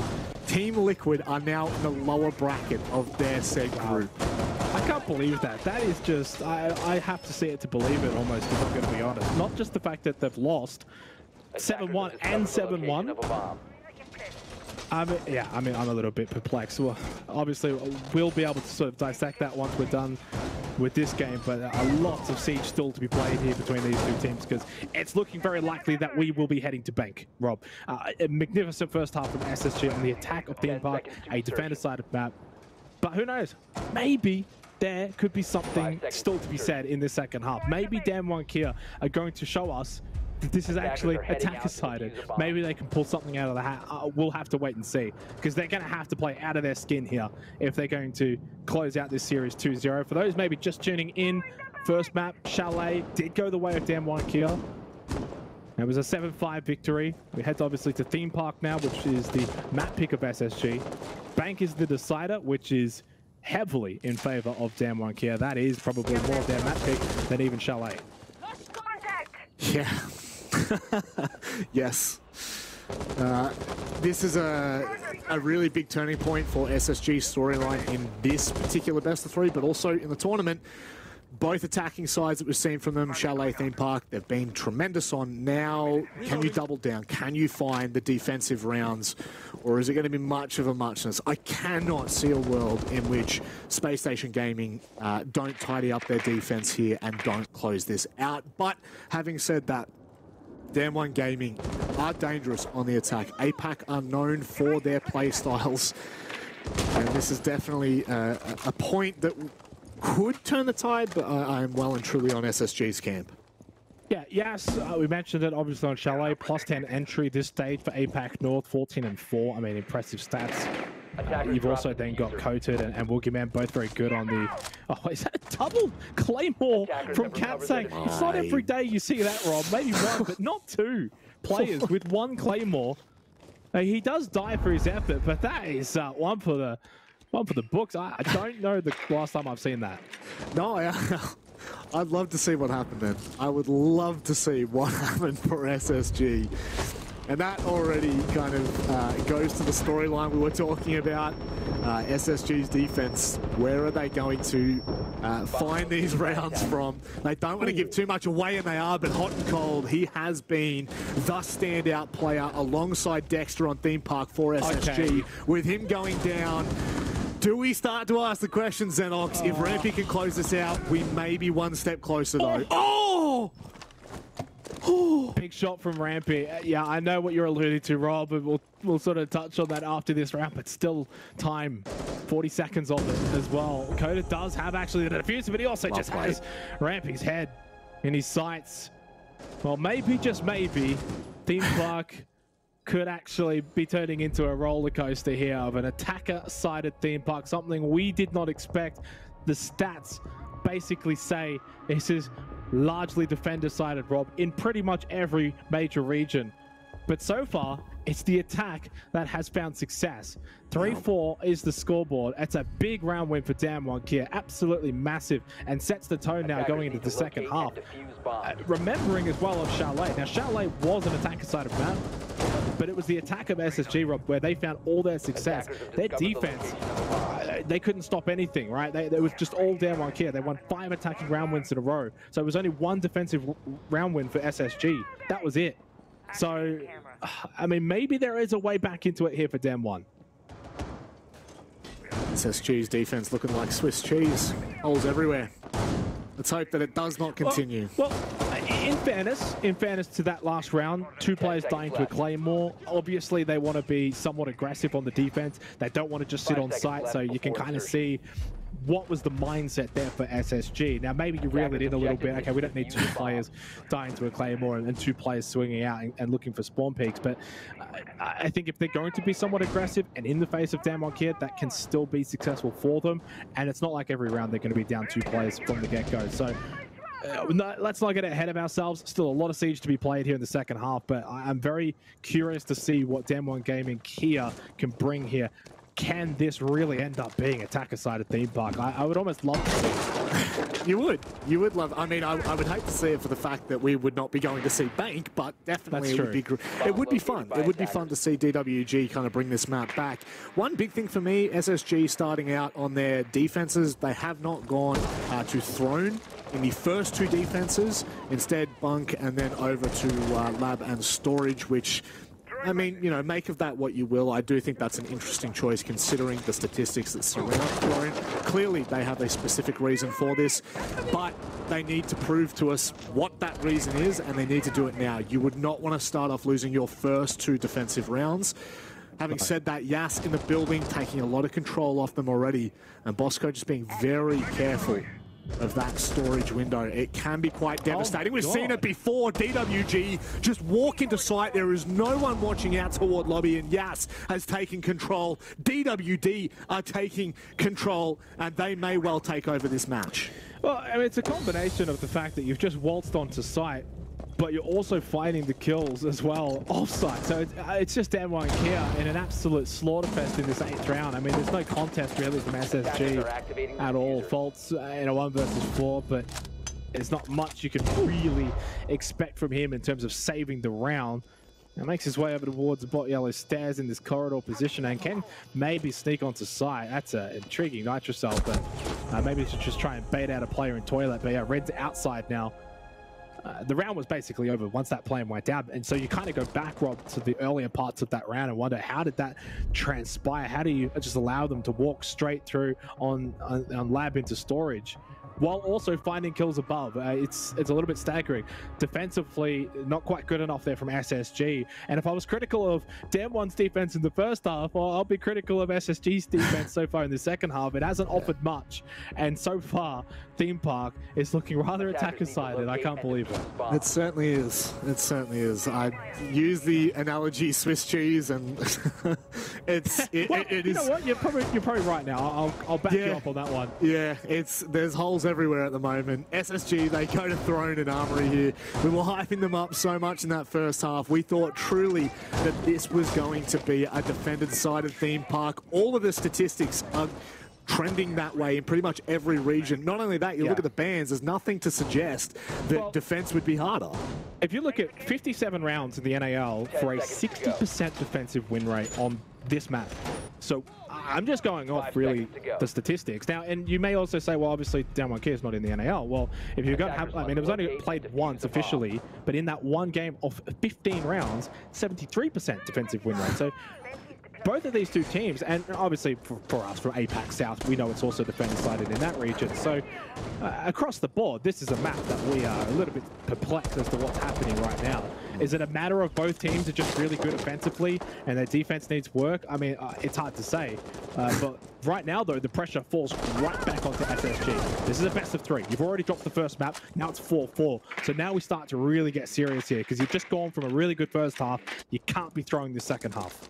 Yep. Reloading. First 2 map stats definitely go to show that their attacks are unbelievable, but their defenses are just not up to scrap yet. But of course, Chalet and now Theme Park, I don't know. It's time to see whether SSG have it in them. You got to remember, DWG are actually up the map pick right now. Sorry, up the map. They, of course, winning Chalet are in the driver's seat. And Xenox, instead of 1 hand being on the steering wheel, it's now 2. Spacestation Gaming really holding on to this cash position, and they're really backing in fulls to make a big play. Yeah, and they've been somewhat aggressive. We obviously saw the double Claymore kill in the opening round of the second half. So SSG going with a bit of a different approach to DWG KIA, who was a little bit more on-site, a little bit more defender side. But again, 3 rounds in a row that the attacking team has got the opening pick for DWG KIA. Now, trade back from Dexter, big kill. There's that from Odin. He turns around and wonders what's just happened to his teammate in Rin, who's now 3 and 8, has actually struggled as well on Chalet. Big kill from Katsang, finally gets rid of Dexter, the thorn in the side, who's been tremendous here on Theme Park. But again, advantage regained for DWG KIA. Planted. How long is it going to last? This is a pretty turbulent round, but with hot and cold going down. I don't want to say that seals the deal, but a 4 versus 2. Your defense is on Throne and Armory. Yes, there are choke points, but there are also so many ways into this site that you're going to have to contend with. And already, 45 seconds left. DWG Gaming are pretty much setting up for this eastern side push. I honestly feel like at this point, I need to like phone a friend and call Dev Martyr and be like, Dev, what's going on here, mate? You need to just break this one down for me because this is perplexing, Rob. Absolutely not expected here for this map and the way that it's played out. But yeah, full credit also to DWG KIA for having the mindset to not give up, not give in. Who cares? I can't believe we're seeing Sense here coming out. What is going on? Sense into Throne Armory, but Rampy and Bosco find the kills as well. This is just not something I expected to see. What is going on? Woke up today. No! On Throne Armory. They have thrown it completely. No! Not in a prone! Not from the prone, Bosco! Oh my god. What am I seeing? Oh, the send screen worked against them. DWG in a 2 versus 4. Why send? I didn't even see it until that point. I can't believe it. I can't believe Bosco's just won that. Oh my word. They couldn't get the wall open. They continued to try, but they struggled and struggled again. Oh my god. All right, well, look. Timeout, definitely. If there's ever a time for a timeout off the back of that one round, you call one. You got to question what the hell's just gone on there from 4-2 up. It is Throne Armory, and obviously a bit of a choke point because they couldn't get the wall open. But yeah, don't ever rely on the Sens projector there, Rob, ever. No. It's yeah. That just wasn't.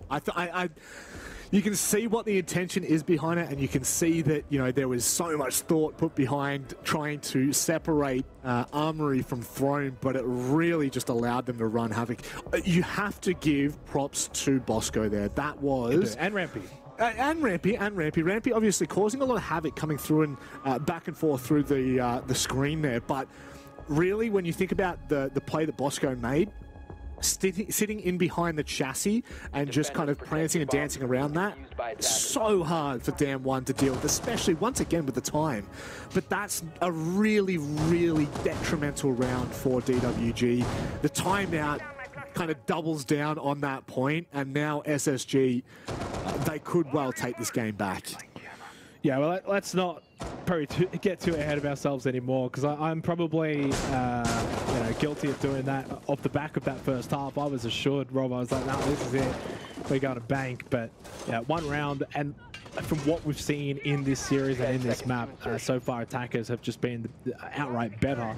And it took a bit of a calamity. It took a bit of a mess up for Damwon to throw that round away. Now, it does give SSG a look in. They are still on the defense, and who knows, maybe we could just get a moment of sanity where the defenders on Theme Park can get the job done. If that does happen, we can head over to Bank for, honestly, a bit of a deserved map, because in the beauty of a best of three, Damwon was clearly the better team on Chalet. I think SSG's been the better team on Theme Park, but they've still got to close it out here, and if they don't, the Damwon deserves 2-0, but a strange round for what's been a strange map.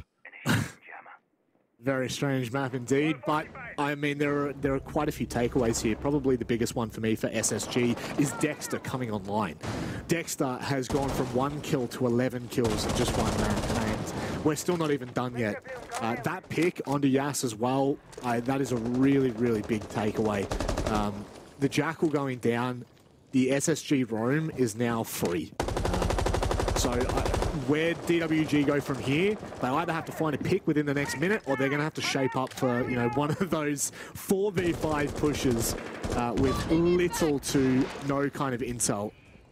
Well, and yeah, losing Yas is super key here for SSG as well. That's the Jackal gone, and obviously Yas is a solid player, but with that INOX scanner being able to sort of track down those roamers, it's now null and void, and puts SSG in a really good position to get map point, and Bolts finds a kill onto Woogie Man. Further compounding a bit of a tough round here for Damwon Kia, and maybe, just maybe, a little bit of normality being restored on this map, on this defender-sided map. Defenders looking like they might just come away with this 10th round. False. I know you're a gamer, but that is a oh no, he's already been yellow pinged. This is going to be the free swing. This is a trade back at the very least. And now, with a minute left on the clock, they do have control of Throne Armory and pretty much all that side of the map, but once again, they don't have intel on the top floor. I don't know if SSG are roaming enough. Yeah, they are. Oh, let's go. Coded. Hey, yeah, Vulcan canisters weren't off, and then Kota just shot through the flames and finds the head of Bosco, who was prone. 3 versus 3. That 2-player advantage for SSG is now gone. Kota's low. Is that over towards Arcade Toilet? It's hot and cold. That actually found the killer to Rin. Wow. Dexter got lit up though, and so is Rampy too. Kota, you've got to win this fight. If Dan wants to win this round, he has to survive here and find this kill. Hot and Cold's just blasted himself, and Kota will oblige. There's a kill at least onto Cat, saying Kota does have the fuser in a 1 versus 2 inside a storage. Does he fake plant? Does he expect to swing? Now he goes for it. He probably has to stick it. Pinch though, Dexter, run straight past him. Coded, how does he find that kill? 7 seconds left, Rampy. He's made his way back around the toilets. Coded's gonna have to stick this. 1 second left, waiting to get off, and this is the round done. Rampy, the freest kill of his life. And that is map point for SSG.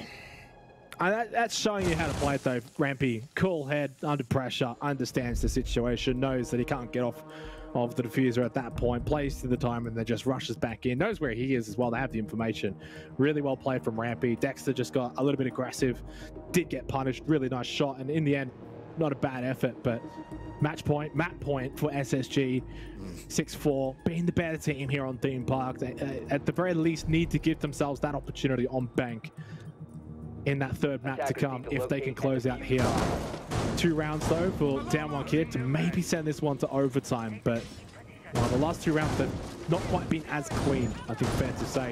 Started really well to start this second half, very clean on the attack, but basically ever since that blunder on Throne Armory with the Sens, it's been all downhill. That's just it, right? Like, although we're saying SSG have probably played the better game here on Theme Park, DWG could currently be sitting on map point.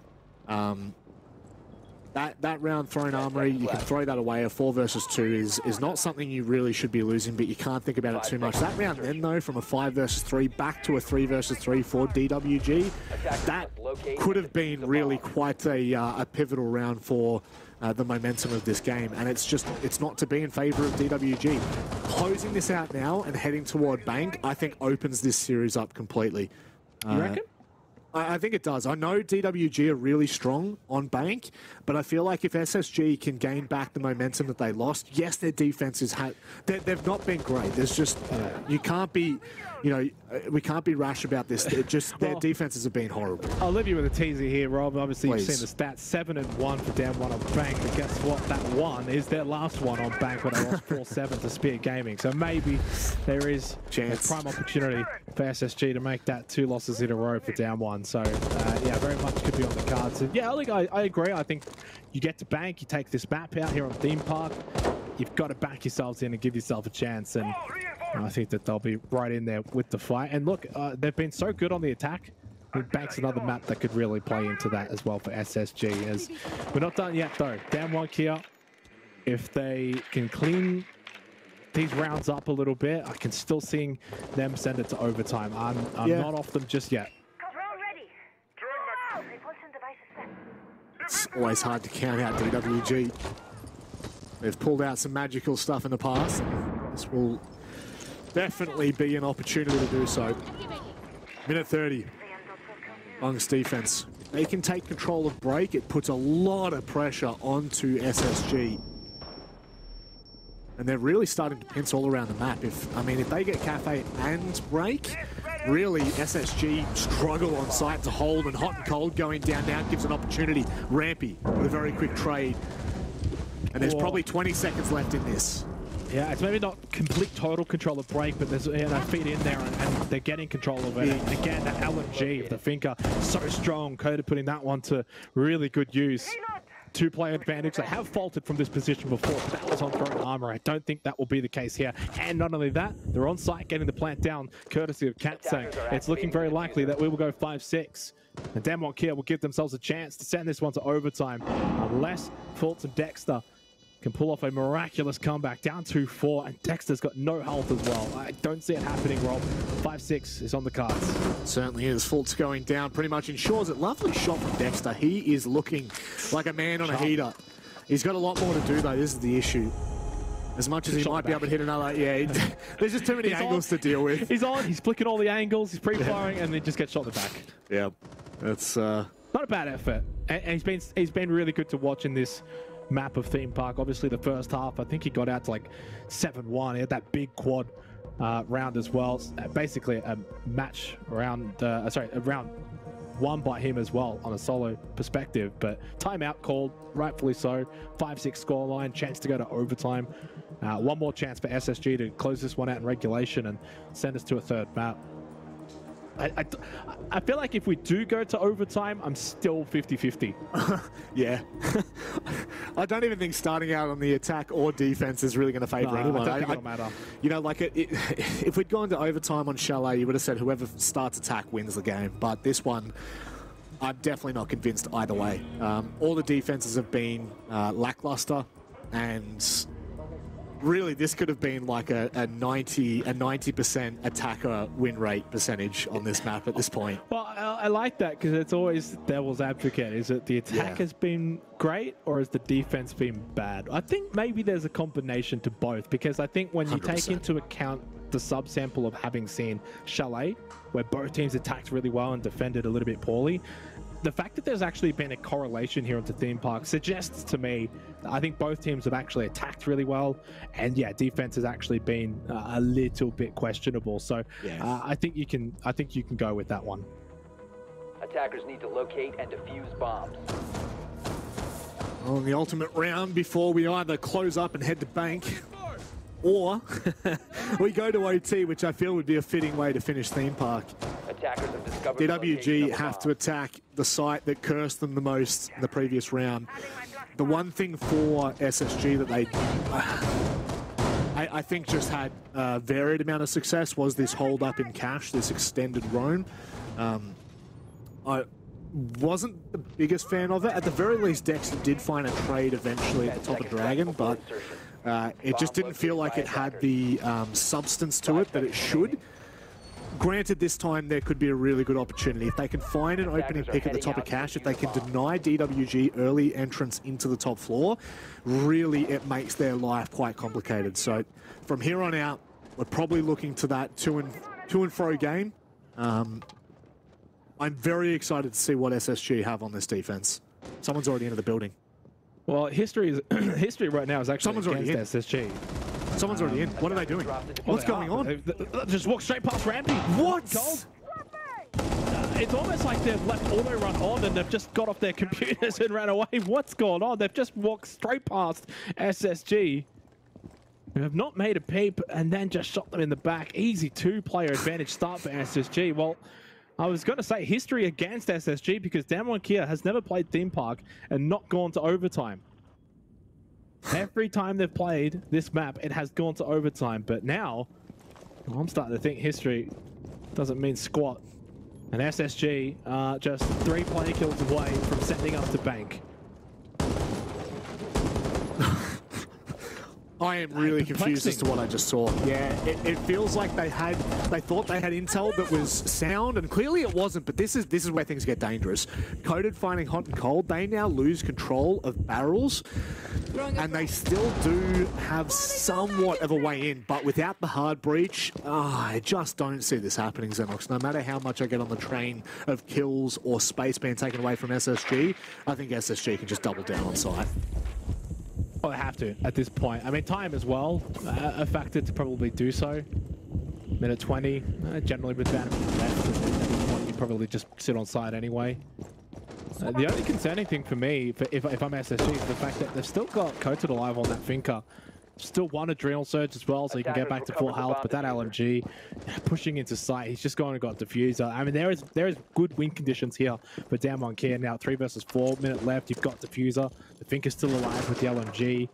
I don't know if Hard Breach is going to be necessary. Of course, Katsang is gone, so no Ace, no Selmas, but they should have plenty of avenues to deal with sight. Oh! Hello, From Dexter! behind? What? From behind Dexter! and above! Oh It's my over. god! What? The silent assassin! The blitz attack at the end of the round started with Dexter, and the rest of SSG mop up DWG KIA. Well, Dexter was hands on face. His head was in his hands at the end of Chalet, but now he's pumped. He's happy with his performance there, as he should be, and as his team should be. We're heading to bank. What a way to start for both of these two teams. And to be completely honest, Rob, I'm not really surprised. Probably expected an even matchup, and that's what we've gotten here in this contest.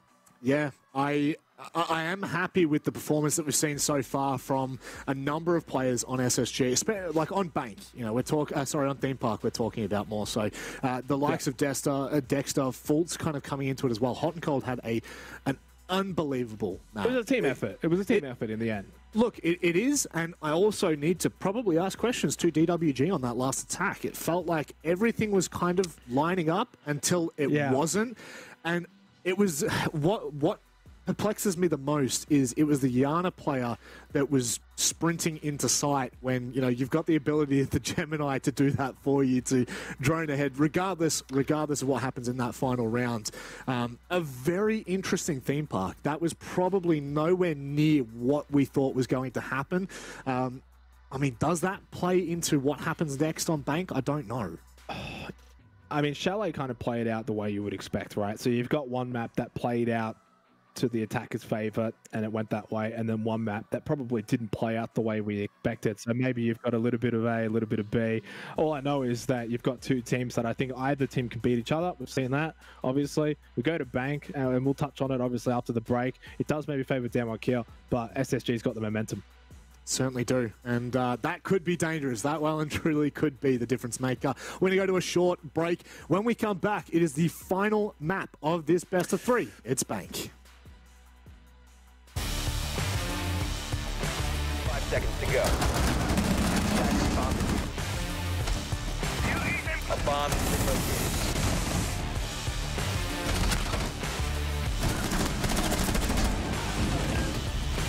Attackers are located.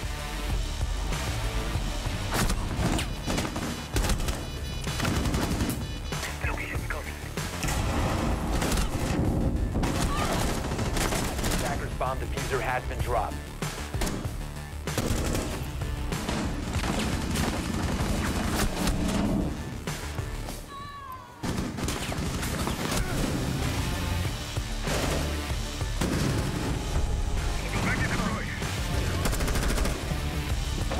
been located. Frag grenade out. Attackers have recovered their diffuser. 5 seconds remaining.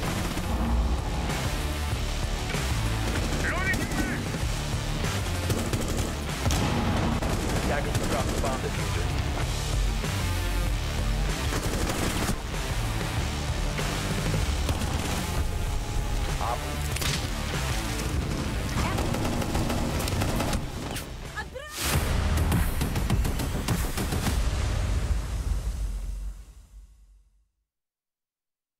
Progress is a race that has no end.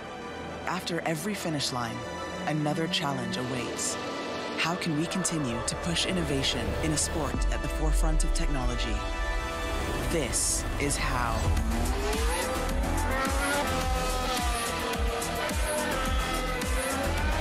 Discover how Aramco and the Aston Martin Formula One team aim to meet Formula One's sustainable fuel targets.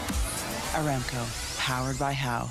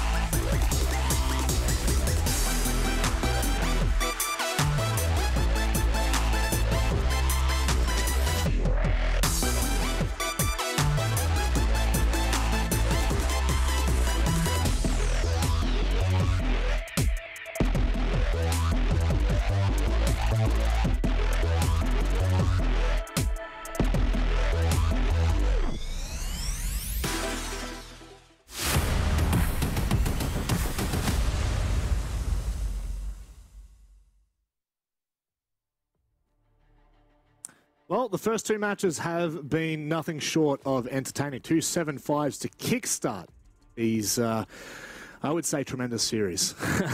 DWG with the first map, and now it has been backed up with what was a very strange theme park for SSG. Very quickly, before we move on, we need to give a big shout out to our sponsors in STC. Again, without our sponsors, this stuff just does not happen. And of course, Dr. Suleiman Al Habib. It's one of those things where, you know, we've got a very big tournament in front of us, $1.2 million on the line, plus everything that goes in behind. It's a 4-day tournament. It's a LAN. It's, you know, 2 days of group stages, 2 days of playoff Xenox. I mean, this is actually sometimes as big as it can get for some of these teams. Yeah, it certainly can, and I think, you know, you bring it back to our first map of Chalet, and I think you could maybe see that get to Dexter a little bit as an example as to sort of what it all means, and talk about baptism of fire, you know, your first, you know, game sort of trialing with them, and the way that game played out, but, you know, bounced back. Completely bounced back, and full credit to him for his performance on Theme Park, where really led from the front. The first half as well on Theme Park was, what, 7-1?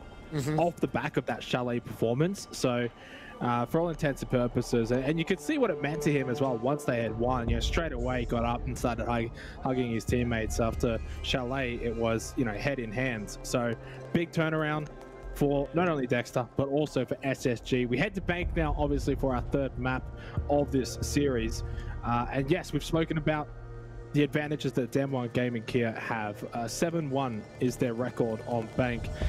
That's just for this calendar year. So they're a tough team to beat. It's by far and away their best map. They do not ever ban it. They always pick it. They always want to play it. Yeah. When you look at it for Spacestation Gaming, Rob, it doesn't really provide good viewing. They haven't won on it this calendar year.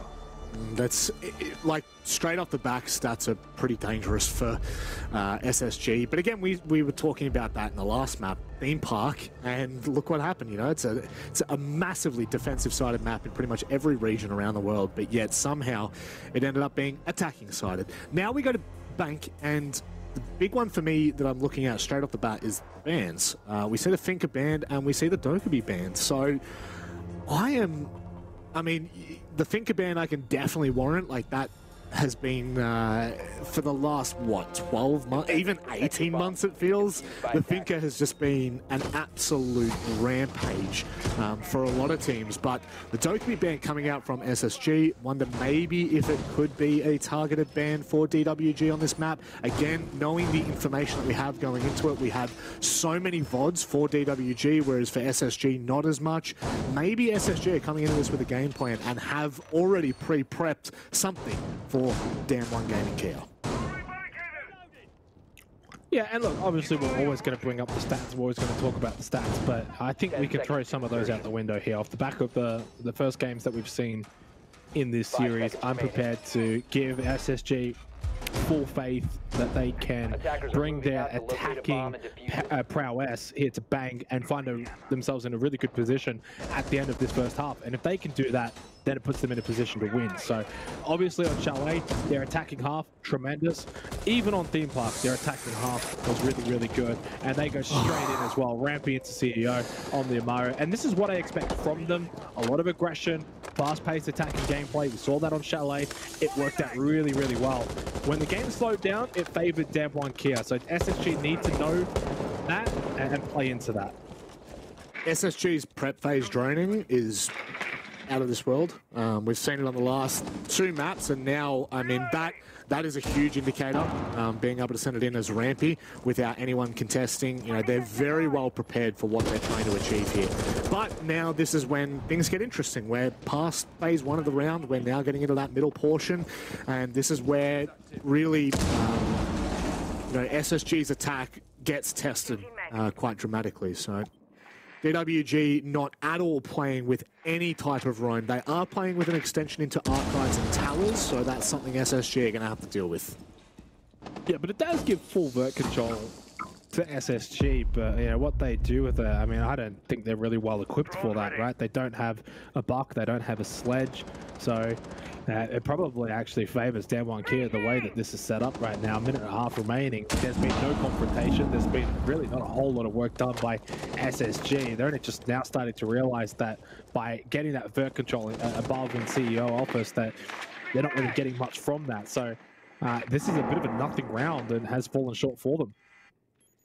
Zami left in for the very first time in any of our matches tonight, and now you're going to get to see a full use.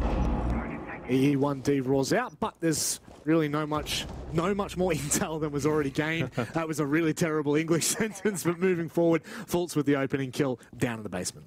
In Vault? With a minute left? I mean, yeah, I didn't realize Yas had actually made his way down there. Maybe was being sort of hunted down. But yeah, Coach that has the information makes his way down blue stairs and finds that kill. in basement, 40 seconds left. And for SSG, the only good thing is you do know Coda is down in basement. You do have that intel, but by now he can be just about anywhere. And if he does make his way back up blue stand, he can get a really good flank on this box square position. We see it time and time again on opening area staff. Keep an eye on that blue stand. No, Coda actually goes down. It's all onside now for DWG KIA, and SSG find themselves in a really, really good position to make it close out this round. Yeah, devastating though. They had two Selmas on the wall and it was impacted. Now they're going to have to find another way around it. Just hit it 3 times. Hit it 3 times. Katsang finds a kill. Now it's hot and cold Dexter to do the work. They don't have the opening. They wanted it to staff, and it allows DWG to anchor on sites. The Kiva barrier at Beepers completely blocking Dexter, and he tried to run past twice, realized he got blocked off, but yeah, as you said, got to give that a couple little slaps. But in fairness, I don't know if that really would have changed the round all that much. DWG KIA still had really good site control, and it was a bit of a funnel on site as well last second by SSG. The one thing I will say on that round that I felt like SSG didn't do well enough was getting full bot square control earlier and getting to work on that wall. They left that really, really last second, even with the Thatcher. So a little bit concerning there. A lot more of a focus up above vert for SSG. Probably needed a little bit more horizontally. That impact grenade changed the entire round. The one player that was playing in staff on the other side, one impact took off both Selmas that were about to explode. That completely opens up by couches. So that would have made DAM1's hold in staff so much less dramatic. And now we're looking at the fact that, you know, there are multiple reasons for that, and there are multiple reasons as to why SSG struggle on their attack there. But look, we'll move down into the basement. And this is really interesting. We're seeing an extension up above, a roam into staff, into open, maybe even across into towers or archives. But to begin with, DWG are very happy to be aggressive and in the face of SSG.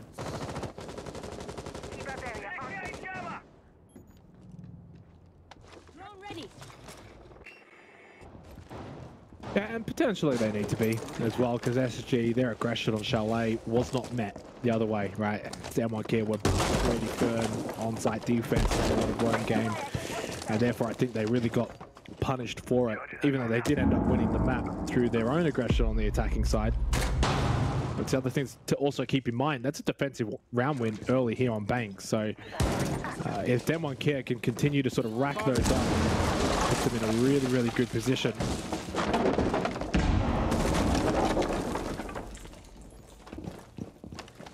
This vertical becomes quite dangerous after a while, and I wonder how long DWG are going to hold on to that first floor roam. A lot of the times you see the extension kind of held until about the minute 30 mark and then they fall back. The issue with that is obviously leave all the hatches open, or at least the primary hatches into open. But SSG just aren't putting the pressure I thought that they were going to onto DWG. And once again, you're going to see that Azami. Oh, hang on, this is good, Xenox, this is good. It's a triple drop down into Oh, vault. no, it's it hasn't quite paid off though, Fulton. Straight away you lose 2 players. I don't mind it. They're actually going to get the plant down through Bosco. Rampy, hot and cold, good positions to sort of provide that cover fire as they do get the plant down, and now actually puts a bit of time pressure onto DWG KIA. Coated actually lost a big chunk of health as well, and a kill goes the way of SSG. Make that 2, courtesy of Bosco. Katsang and Yas now have a lot of work to do with not a lot of time. The rush. Rob, I thought maybe it wasn't going to pay dividends, but in the end, in the late round, it's Katsang, bot main stairs finds the double kill and has got intel on where hot and cold is. 20 seconds left. Katsang, he could get on site and he could stick this right now. It depends on where hot and cold is rotated to. He's right in red. This is perfect. Straight around Vault, and he will shut down Katsang.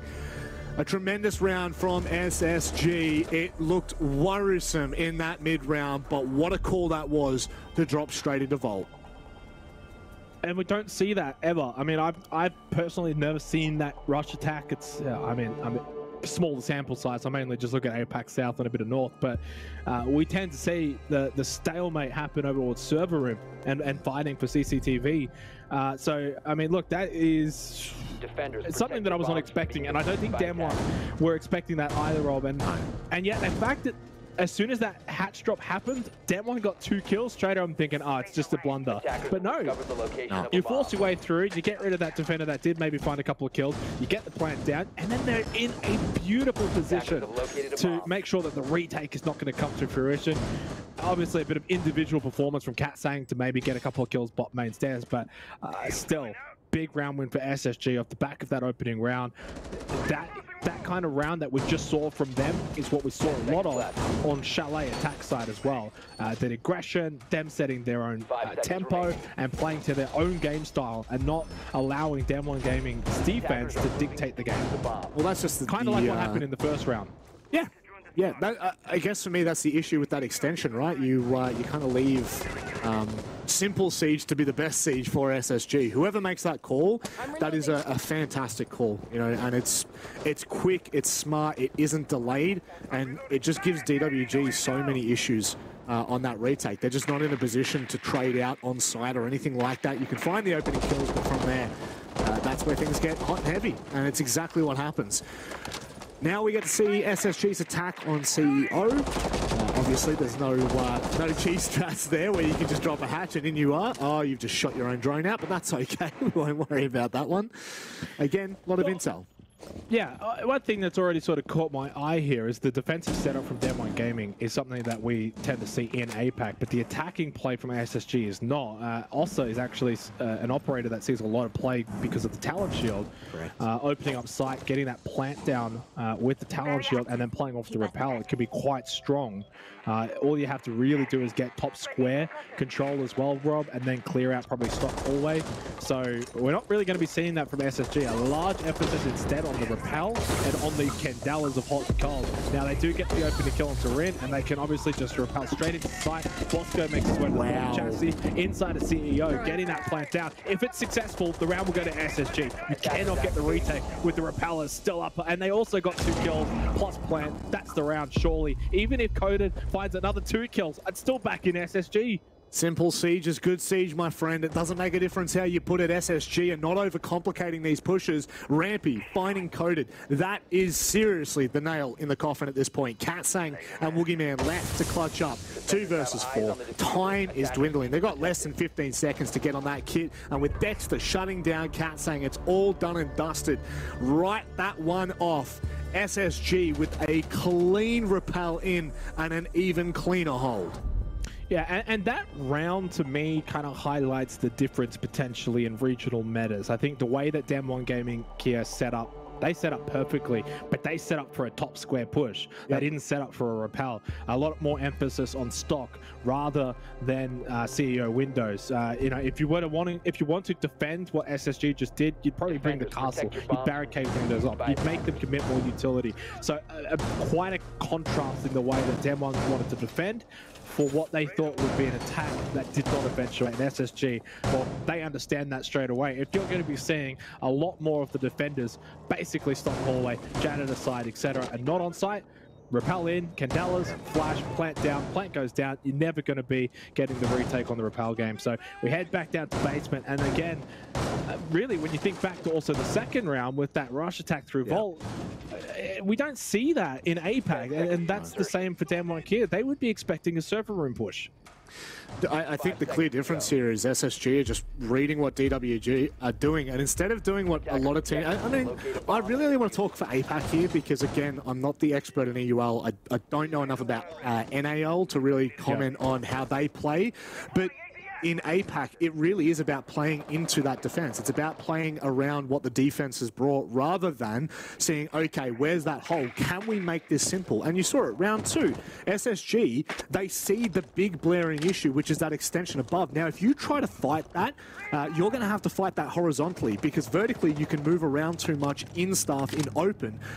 And instead of that, SSG make it simple, they drop the hatch. Same thing there. Instead of fighting it, they just make it simple. They get one player in on site, the rest watch from repel.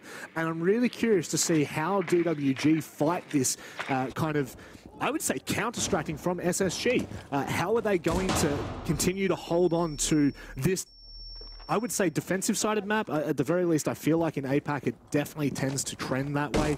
I'm really impressed, really impressed. Yeah. Well, obviously, you know, Chalet was attacker-sided.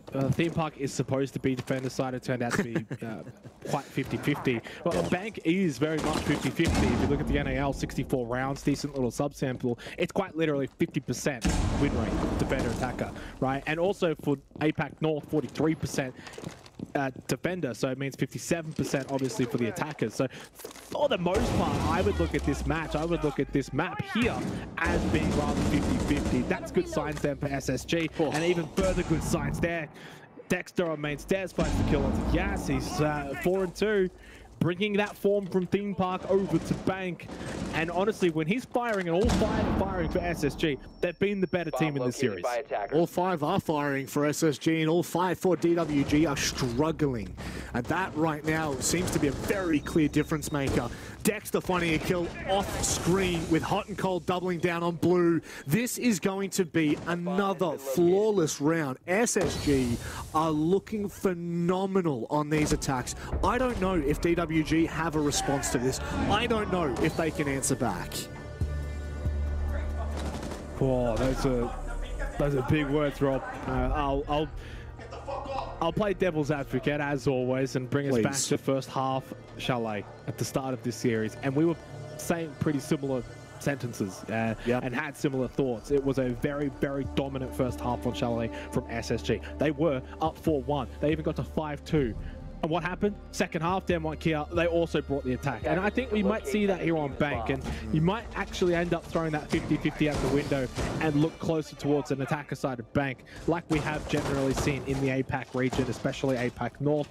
So let's not get too carried away just early. But again, over the course of this entire series, all three maps, SSG's attack has looked phenomenal. If they can clean up their defense and look a little bit more stout and a little bit more defensive and have a better defensive mindset and not throwing away lives early to things like claymores or random spawn peaks or going for crazy roams, I think they can definitely win this map and therefore win the series. 5 seconds to You know what? No, I won't listen to you, Xenox.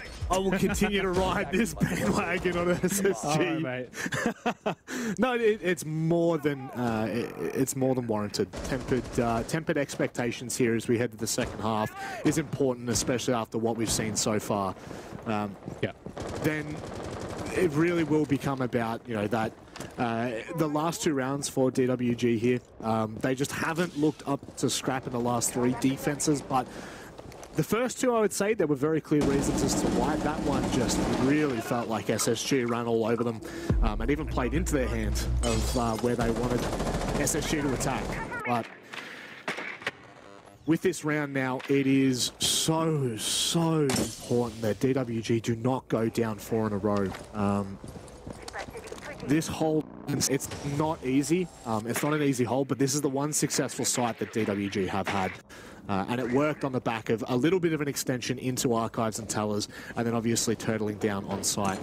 Also thanks to the US Army barrier as well. That was a good cheat. Well, you might actually look back to that and say that that keeper barrier beepers in round 1 might be the difference as to why it's not 0-4. Could be.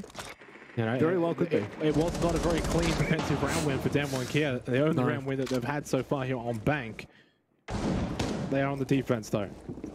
Yes. We need to see the full picture before we paint it. And obviously with a minute and a half to go, SSG a little bit quieter to start this 5th round, but they have shown us that they've got the capabilities to frag in the execution phase now. It was probably the one hallmark they were missing on Chalet. A lot of their work when they were successful was early and mid-round. Late round was kind of where they were not as successful, but they showed us on Theme Park that they've improved in that area over the course of the last hour or so. And we'll see if that continues here. And a big reason for that is Dexter, 6-2 now. I don't know Dexter personally, but maybe plays off that confidence, Rob. First time, obviously, at this kind of level. So much pressure. The first map did not go the way he would have liked, but what a response. And clearly just playing so confident now. And this is exactly what we saw last time, and where things really faltered, and it's happening again. At the very least, there's a little bit more time left in the pocket for SSG to continue to open things up. But I think Damn1 have done an incredible job of playing the util game in the first 2 minute 30 seconds. Now it comes about what SSG have. How sharp are they on these shots? I am worrying though. There's still a lot of players with DWG KIA on the defense, set up really well on site. There's no real entryway. It's going to be a funnel for SSG. If they can even get onto site, not happening at all. They have just come to a brick wall and they have stalled out. And it was not all due to that keeper barrier this time around. Struggling again with that wall bot square. It has now cost them twice, admittedly, Rob. That's been the difference maker. And that's a big reprieve for DWG KIA because they had lost 3 rounds in a row prior. And they get one back. And if they can get to 3-3 at the half, I honestly think that's par for the course here on this bank, the way that this series is going. I feel that really is their pitfall. For whatever reason, bottom square is just causing them a lot of trouble on that defense. But also, you know, like, time becomes a huge factor in that push as well. Down to 30 seconds, they don't have the wall open, and they force themselves into choke points that are favoring DWG. And as you said, 3-3, I think, would probably end this in this first half in a very neutral. I mean, obviously it's a neutral state. It would be fair. It would be a fair result for both. I do think so. I do think so.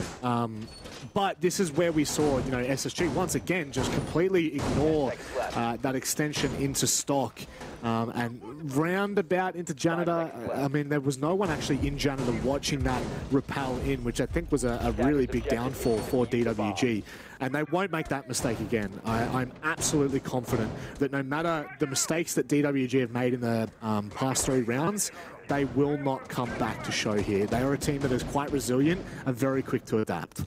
Yeah, very strong mental fortitude on this roster, on this team. They've been together a long time. They know what it takes. They've been in bad situations and got themselves out of it. On the flip side, you look at SSG. Yeah, obviously, well, the core of the roster has been together for a long time. You had Dexter, first time playing at this kind of level, so much pressure. We've seen it literally on the cameras that he's feeling and dealing with. And while he's being confident and being playing amazing in the last 2 maps, if it does get down to those pressure scenarios, you're going to have to bank back in DWG. But they're going to get there first. Big round coming up to close this first half. Final map of this best of 3 series. It has certainly gone the distance and lived up to the billing as I probably predicted. We did say at the start of the day, Rob, that the B stream is the best stream. For those unaware, maybe, we have TSM and MIBR coming up after this game, and you do not want to miss that one. So get comfy and stay tuned in. North versus South, that one's going to be interesting. Almost as entertaining as this one.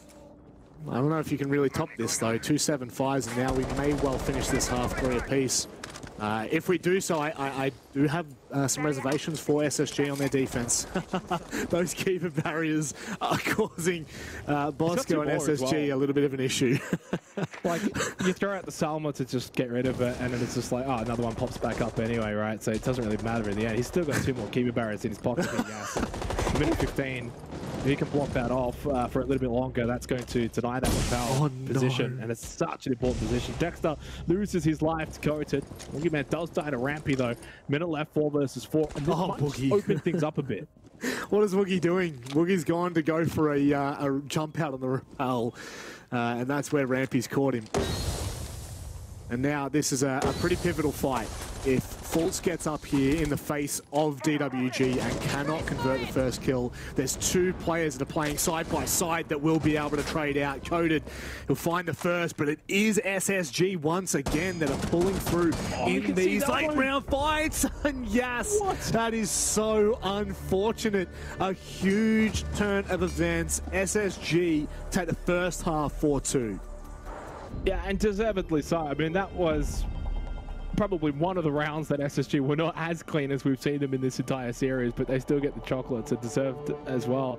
A little bit questionable, I think, from DWG Gaming, because they just didn't really fire a shot. I mean, they had player elevated, long desk, hallway, and none of them really did a whole lot. Credit to Rampy on the rappel as well, providing sort of cover. And even though Dexter did go down early, you know, SSG responded in perfect fashion. So a 4-2 half on the attack of Bank. Yeah, depending on the region that you're in, Rob, you might actually say 4-2 might be par for the course. I still think in this matchup it's 3-3, so advantage for SSG, but DWG do go on the attack. And as I said before, in APAC North, Bank is a little bit more attacker-sided. And both of these two teams have shown their prowess on the attack in all 3 maps that we've seen so far. So yeah, if you're an SSG fan, don't get too excited just yet. But they are 3 maps away from finding victory in this series. 3 rounds, I should say. Well, I think that's probably to the point. On this map in particular, 3-3 would have been par for the course, but definitely with the way that we've seen both of these teams play on Chalet and then on Theme Park, I do actually think that this is the best outcome that we could have had. I think if SSG finished 3 apiece on their attack, they're in a lot of trouble. They don't have that room to kind of move and make mistakes, whereas now they can be a little bit inventive on this defense. They can get in the faces, which you're actually seeing. This defense is all the way down in the basement, and we've got players that are hungry for kills up in stock. So there is absolutely no place for free access for Damwon Gaming. And they're going to have to try and find their way in, either fighting through SSG, or SSG may well just fold and just waste the time, which can be even more beneficial. And for reference, since we're at this kind of point of the series, loser takes on Team Liquid. Winner takes on Wild in the upper bracket final. So I obviously do not want to discredit Wild. We didn't get to watch that game, but they 7-1 Liquid twice. But that is still a formidable opponent awaiting you in the lower bracket straight away. And that could set up a really big matchup. So if you're Damwon KIA and you don't want to be taking on Team Liquid just yet, you've got to get yourself back into this game. Well, that's it. Wild's actually kind of scary coming into this tournament because to get here, they actually had to fight through an open qualifier. And then, not only did they fight through an open qualifier, they beat 2 EUL teams, Rogue and Heroic, I believe it was. So they're a team that really are hungry for this opportunity. They're not even in EUL, in the EUCL. They're not in Challenger League either. They're playing through open qualifiers to get there at the end of this year. So this team, Wild, that is coming in, are a huge unknown and are incredibly dangerous. Dangerous for Gas as well. Ramping from server. Finds that kill. Headshot as well. Takes out Iana, and Gas is struggling big time in a pivotal map. 1-6. Wookie 1-5. 2 star players for Damwon KIA. Struggling to get going, and under a minute left, still Blue Stairs controlled with Bosco on the smoke. And maybe now turning their attention up towards that vault entry point through the hatch. Man, I honestly think Rampy comes to the rescue of Bosco there. That could have been a massive pick. That would have been a smoke off the board. Time wasted as well. 30 seconds left. DWG have absolutely no control, but it is Coded who's actually made his way down main stairs. Rin finding a kill on a Rampy on the other side of the map. This could all come down to these ones that are being taken at the moment. Bosco, he slows things down, but Coded has no interest in making this a slow race. This is now a sprint for DWG. Bosco makes his way back around to the vault hatch. Takes his time as he gets a little bit tricky. But he's on the corner. This is a really hard position to play from in a 2 versus 1. Oh, he's prone though. It's a huge opportunity for Bosco to win out in a 1 versus 2. Does he have the knowledge? Kota was very low in health, so that's why he went down so quickly. Woogieman just under half health in 1 versus 1. Time a factor. Bosco full health can push up towards this window. He'll confirm Kota with the SMG-11. Opens up a perfect sight line, but almost too perfect and too early as well. Here inside of Lockers, he has to make the play. He has to be the one to do something. Gets on diffuser, gets off of it, spots him. Oh, no way! You get off of this, Bosco, you've won the round. But SSG, Woogieman, he is not getting up from the crowd to save the day. What a shot, what a play. SSG, edge a little bit closer to moving on in the upper bracket. Look at the entire roster as well. They know how important that round is from Bosco. Again, I remind you, it was Rampy who saved Bosco's life over at Blue Stairs, only for Bosco to come back and clutch up. No less with the shotgun on a Thermite running back across to safety. That has got to be seriously one of the biggest clutches we've seen so far in this matchup in a 1 versus 2. Yeah, 100%. I mean, that was impressive as well, entirely from Bosco. 1 versus 2, having to drop vault, and they kind of know where he was coming from too. Coated was watching prone that angle. It was just a wonderful early shot that gets him down, and then deals with the 1v1. times of factor. Do you quite know where he is? He must have got a sound cue over towards bot. Oh, there was a yellow ping. There was a yellow ping. Yeah, there you go. So maybe there was something set up, but still impressive. And now it really puts DWG Gaming KIA on the back foot completely. Down 2-5. But guess what, Rob? They were in this exact position on Chalet. Down 2-5 in the second half on their attack. And what happened? They won 5 rounds in a row. That's right. So for those that maybe missed the first map, SSG were in this position on Chalet and ultimately lost 7-5. Does it happen again? Does history repeat itself? I'm not so sure. I think they're even better than what they were on Chalet here. I mean, the yellow ping for me in that round goes to show once again SSG's intel game that has just been on point, and mainly on their attacks, but to see it kind of come to fruition on their defense as well. I don't know whether there was a default cam potentially up. I don't even know if there's access to that that would have the proper vision that they need. But I'm telling you right now, there are some rounds here that SSG are winning on such pivotal information. Yep. Speaking of pivotal information, DWG have a huge drone on site. They're going to isolate this fight. That is an incredible call. Hot and cold to shut down Yas and Tellers, though. But it is DWG Gaming KIA that have all the information and staff. You saw where that drone was, and Cat saying has worked perfectly off of it. Rin needs to go big here as well. Otherwise, SSG, they might have a way back into this round, which it looks like they are fighting tooth and nail for a 3 versus 3 now. Oh, no! Tooth and nail. They are getting torn to shreds. Dexter, big shot onto Rin. Cat saying takes down Bosco now on a 1 versus 2. Diffusing on quad. He needs the ace to win this round for DWG Gaming KIA against Dexter, the trial, the rookie, the man that wants to make his mark on this team, cement himself a permanent position. Can he salvage the round? He's already had 1 game round win before on Theme Park, and he's done it again. Swings out from Beepers, finds the kill. Oh, big round from Dexter. He has been so impressive, Rob, in the last 2 maps. So impressive. Match point, SSG. That is absolutely nuclear from Dexter in that moment. He had it back on Theme Park as well. It is Dexter that has saved SSG in 2 rounds in particular, let alone all the kills he's been able to accumulate on Theme Park and Bank now. He has done an incredible job, but you cannot take away from Cat saying there. That was nearly the ace 1v3 clutch. A tremendous effort, but it's not enough. It's not enough. Yeah. I thought DWG had made an unbelievable call. I think the big problem for me was they made a great call. They got into staff. They contested that one player that was anchoring on site, and then it went stale. And then SSG were able to come back in and retake and take 1v1s and isolate those fights. Oh my word. This matchup in particular is seriously delivering, and SSG are actually living up to their hype right now. And I feel like when you think about Chalet, Rob, this is probably what we expected them to do in the second half. This is what we actually expected them to sort of run away with when they went up 5-2. They were playing flawlessly. They were completely in control. Aggression was perfect. They made good decisions. And that's why it was a bit of a choke in the second half of Chalet. Full credit to DWG Gaming KIA, but to win 5 rounds in a row, something went wrong for SSG. And they've shown why that happened. Because now you go and look at Theme Park, now you go and look at Bank, they've been the better team on both of those maps. And the first half of Chalet, they were the better team. So for DWG Gaming KIA, they've only probably been the better team for the second half of Chalet in the entirety of this best-of-3 series. Yeah. And you kind of look towards, okay, maybe what was the issue? And I don't really want to put it on Dexter, but he did go 1-11, and he did have some nervous moments. But boys, he responded on Theme Park, on Bank, and all you can do is tip your hat to the guy for responding.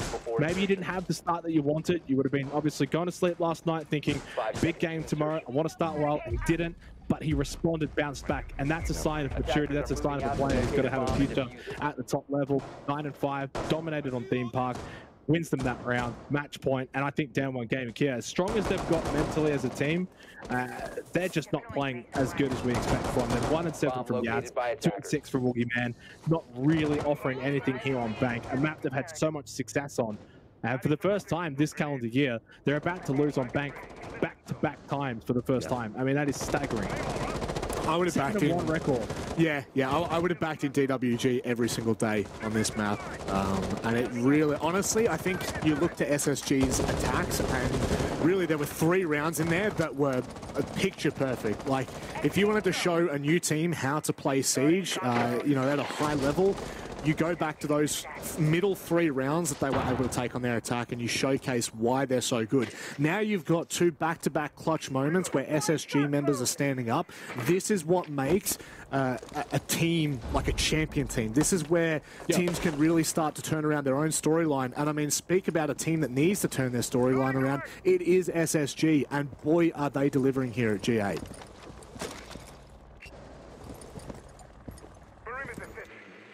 Still, we have seen teams before in Seed come back from 6-2, 6-1, and even 6-0. It's possible, but it's going to take the best of the best from DWG Gaming KIA if they're going to be winning the next 4 rounds to send this to overtime. Again, a date with Team Liquid in the lower bracket awaits them if they do lose out here. Woogieman opening kill onto Rampy. Yas half health, and Rin finds the kill onto Dexter. So, lo and behold, they find themselves in a somewhat decent position mid-round here, but Faults gets one back onto Katsang, and Yas half health. So suddenly the door may be ajar still for SSG to close out and win this one 7-2. Top banana stairs now, but goes down by Bosco. Sit down. Rindo inside of stock, keep a barrier, providing at least some kind of cover as well, but just under a minute left, 3 versus 3. Faults' fight right now will make or break this round. Boogeyman, he's sticking this kit. Faults knows that there's a player in there who's trying to pre-fire around the angles. Does he win? It is Rin that forces this one into a 1 versus 3. Bosco, little late there on the evil eye, unfortunately. It's not going to come to fruition. Maybe there was an opportunity to deny. We will never know, but certainly he has to clutch up big. Bullet hose in hand, opportunity here. Hot and cold is in a retrievable position. The information is coming through, but it's not going to be enough here. There's just not enough time, no matter how big Bosco goes. I cannot see this happening. You've got to play around on the rappel. Unfortunately, he doesn't pick his teammate up in time. And DWG, they're not done with this game yet, and you definitely do not want to give them hope. No, yeah, you're right. Don't give them hope. Don't let them believe. You don't want to let them get a couple of rounds in a row. Remember back on Chalet, they won 5 rounds in a row. So they've already shown in this series they're certainly capable of taking rounds consecutively off of SSG. 3-6 scoreline. You know, it adds up very quickly. I've seen teams time and time again in these positions, up 6-2, up 6-1 even. All you have to do is take it 1 round at a time. On bank, your attacking team, you can easily bring this bomb back. Suddenly, then when it's 6-4, if they want to win this next round at 6-4, how many teams have we seen come back and win 2 rounds in a row to bring it to overtime? So many, right? It's statistically not that unlikely. No. So big couple of rounds coming up here. SSG will not want to let this one get to overtime. I'll tell you what, if it does go to overtime, we said for Theme Park, it would remain maybe 50-50. If this one goes to OT, I'm full DWG KIA all the way. If SSG give up a 6-2 lead for this to go to overtime, I don't know if they'll be able to close it out. So they need to win this in regulation if they want to proceed to the upper bracket final against Wild. Yeah, that's fair. That is fair. Momentum would definitely be in the hands of the South Korean powerhouses. Locate and defuse the bomb. And again, like it is important to mention, you know, like DWG's form heading into this. They have done tremendously in their domestic league, in their regional league of APAC North, and also when they go to majors, they have been the shining light for APAC. They have really made, I would say, they've turned a lot of viewers around on what to expect. This is really interesting from DWG. They've gone down into dirt. They know that there's no control in blue, and they may be able to kind of manipulate this really quickly if SSG aren't careful. Located by attackers. Yeah, and a pretty standard attacking play here from DWG Gaming KIA, opening up this server room wall. They can get really good sightline through lockers and CCTV.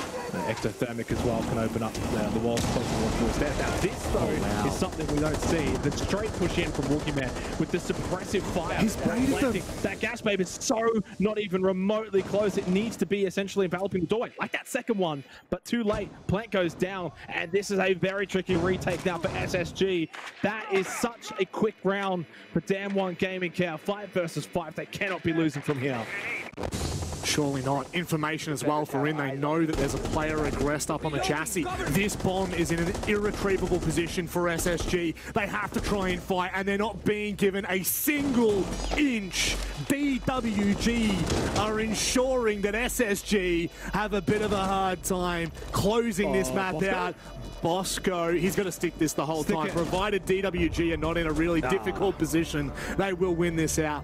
What a call, what a round from DWG. Yeah. And once that plant goes down, 9 times out of 10, and in fact, you could even say it was 10 times out of 10, you're not going to get the retake, right? You're not going to get that counter defuse. You've got Hatch that you control above. You've got Dirt, firstly. I mean, no one can come behind from Dirt and kill you there. And then, obviously, you've also got Blue Stairs. There's so much watching that diffuser. You have to pull off something miraculous. Almost happened there, Bosco getting 3 kills, but yeah, suddenly, look at that. Look how quick it is, 6-4 from 6-2. And now they've already shown they can win 2 rounds in a row. They've just got to do that one more time, and then it's overtime. Pressure on SSG. It looked all sunshine and daisies not too long ago, Rob. At 6-2, they were flawless. They were running around and having a lot of fun here on Bank. And now the pressure dial starts to just turn right back up now onto SSG. All the good times. They were a couple of rounds ago.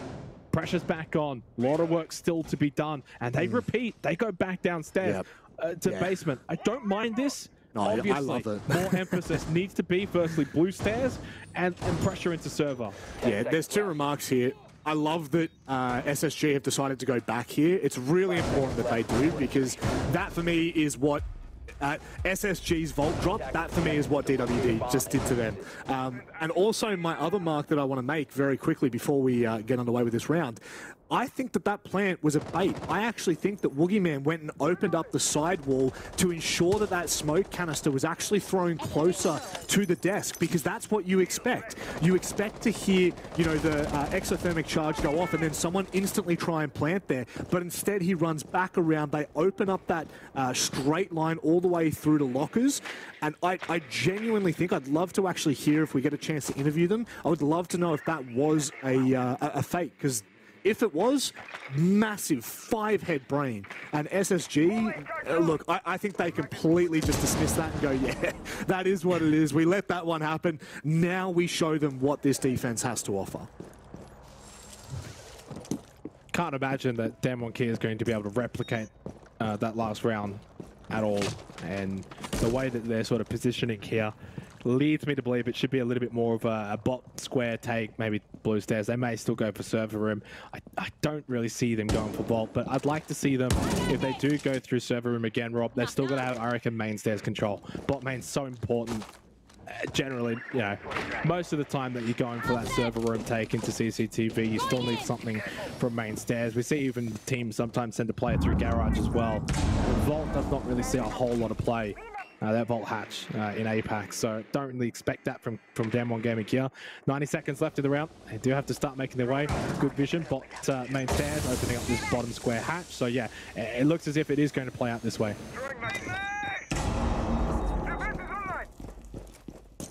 This is most definitely the calm before the storm.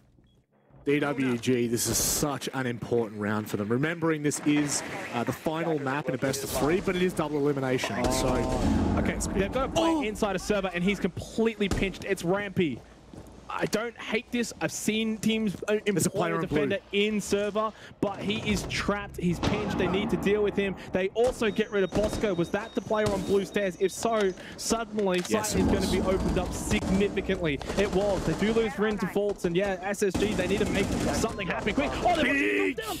That's Woogie down. That's Diffuser down as well. Suddenly, DWG KIA is the one that has completely dropped the bundle here. 30 seconds left, but they're inside a server. That is absolutely nuclear from Faults. A huge pick as they drop the hatch. And now with 20 seconds left, they're going to make a call. They're just going to open it up enough to get that plant down. I think he can. And now from here, it's got to be a big play from SSG. I mean, if you can, boy, it's a tight squeeze. Dexter finds the kill onto Cohort. Katsang is in, getting that plant down. There is, though, the Echo in play. Yas has to live this, though, and get a couple of kills the other way. Denial, that was the final. Echo, Katsang needs to stick this. Dexter, now he's already clutched a couple of big rounds. Headshot onto Katsang. Plant down, though, in a 1 versus 2. Yas, back up blue stairs. He has sight, though. Does he? I don't think he can see diffuser from here. So he has to be absolutely perfect. One Rotero, but it is a Riyadh wall. I like this. Gets the intel. There's a player already in there. They've got to be careful. He had no clue. Dexter holds as they stick the kit. And as GG's in chat, SSG defeat the South Korean Giants in Damn One Gaming. Oh, it's the trial. It's Dexter. He has redeemed himself emphatically from that Chalet performance. He has owned these last 2 maps. He has owned Damn One Gaming KIA, and so has SSG. They come out on top in an absolute nail-biter. For a split moment, Rob, it seemed like Damn One were really bringing it back and looking to force that overtime. Dexter, inside server, anticipating a potential either hatch drop or blue stairs rotate. Really, really good use of his position and understanding of the scenario and the situation. Really well played from SSG. They take down Damn One Gaming KIA, a team that defeated them twice at the Sweden Major not too long ago. So redemption, revenge completed. Yeah, and I think as well, you look to SSG and you see their kind of storyline, even just throughout this best of 3, let alone coming into this tournament, but especially in that best of 3, started out really shaky, really rocky. We were not convinced at all on Chalet. Yeah. We go to theme park. They doubled down. And again, you know, I want to be really careful that I don't ride the Dexter bandwagon too hard yet, but seriously, the stark contrast from Chalet to theme park was absolutely out of this world. And then obviously onto Bank, doubling down, finds the final kill as well, which has just got to be probably one of the more satisfying moments, especially when you're on trial, especially when you're in front of a large audience, in front of a large kind of performance. You know, there's a lot of money on the line. There's a fair amount of solid world-class teams here. This is a fantastic start for SSG taking down DWG.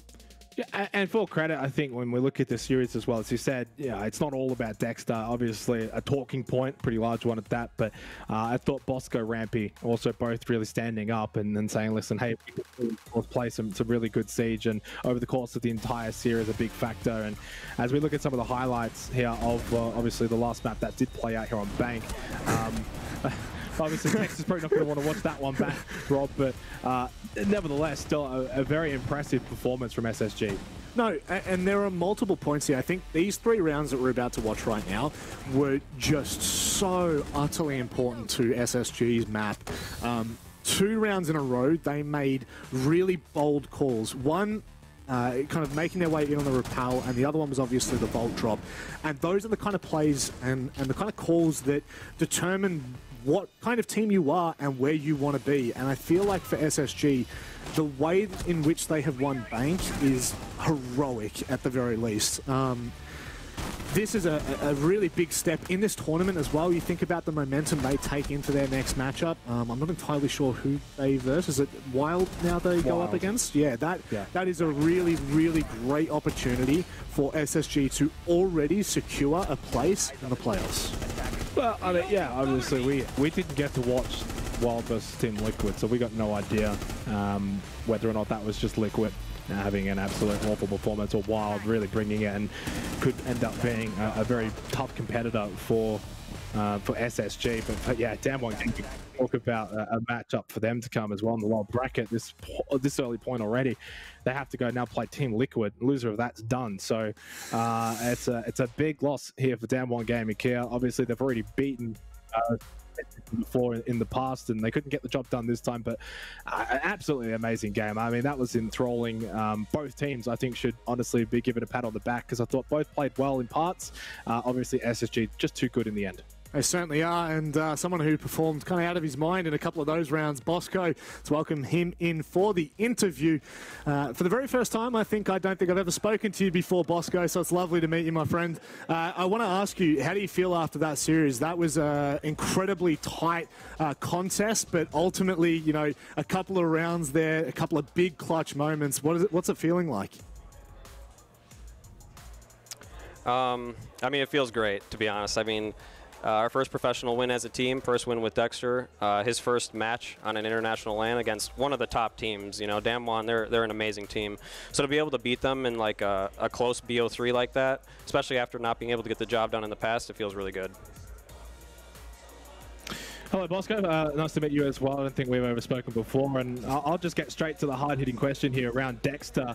Obviously, as you sort of just mentioned, first time at this kind of level, he would have been, I guess, nervous potentially coming into today, wanting to start well.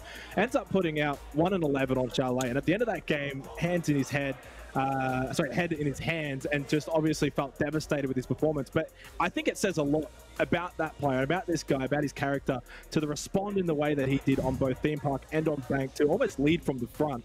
Does that just say and speak so much about this guy and what he can bring to this team?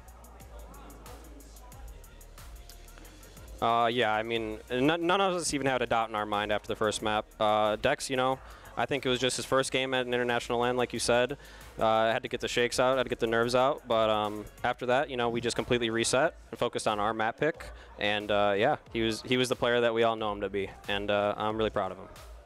It's not easy to bounce back from a first game like that. Yeah, it's not. Yeah.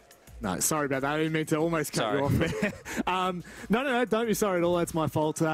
Speaking of your map pick, obviously we go to Theme Park, and you know, from Xenox and I's perspective, in pretty much every region around the world, Theme Park's quite heavily defender-sided. Did you expect for you know, such a strong attack from yourselves, and then also from, I guess, from Damwon Gaming Kia's perspective? They put up a good fight on their attack. Were you expecting that? For us, I always expect to have a decent attack half. You know, we're one of the best attacking teams in the NAL. We have been the last stage, and I feel personally really comfortable with a lot of our attacks and calling those things. And yeah, when we found ourselves up 4-2 at the half, you know, that's like a really good sign that we have a very good percentage chance to win the map, because yeah, like you said, attacking it is so difficult.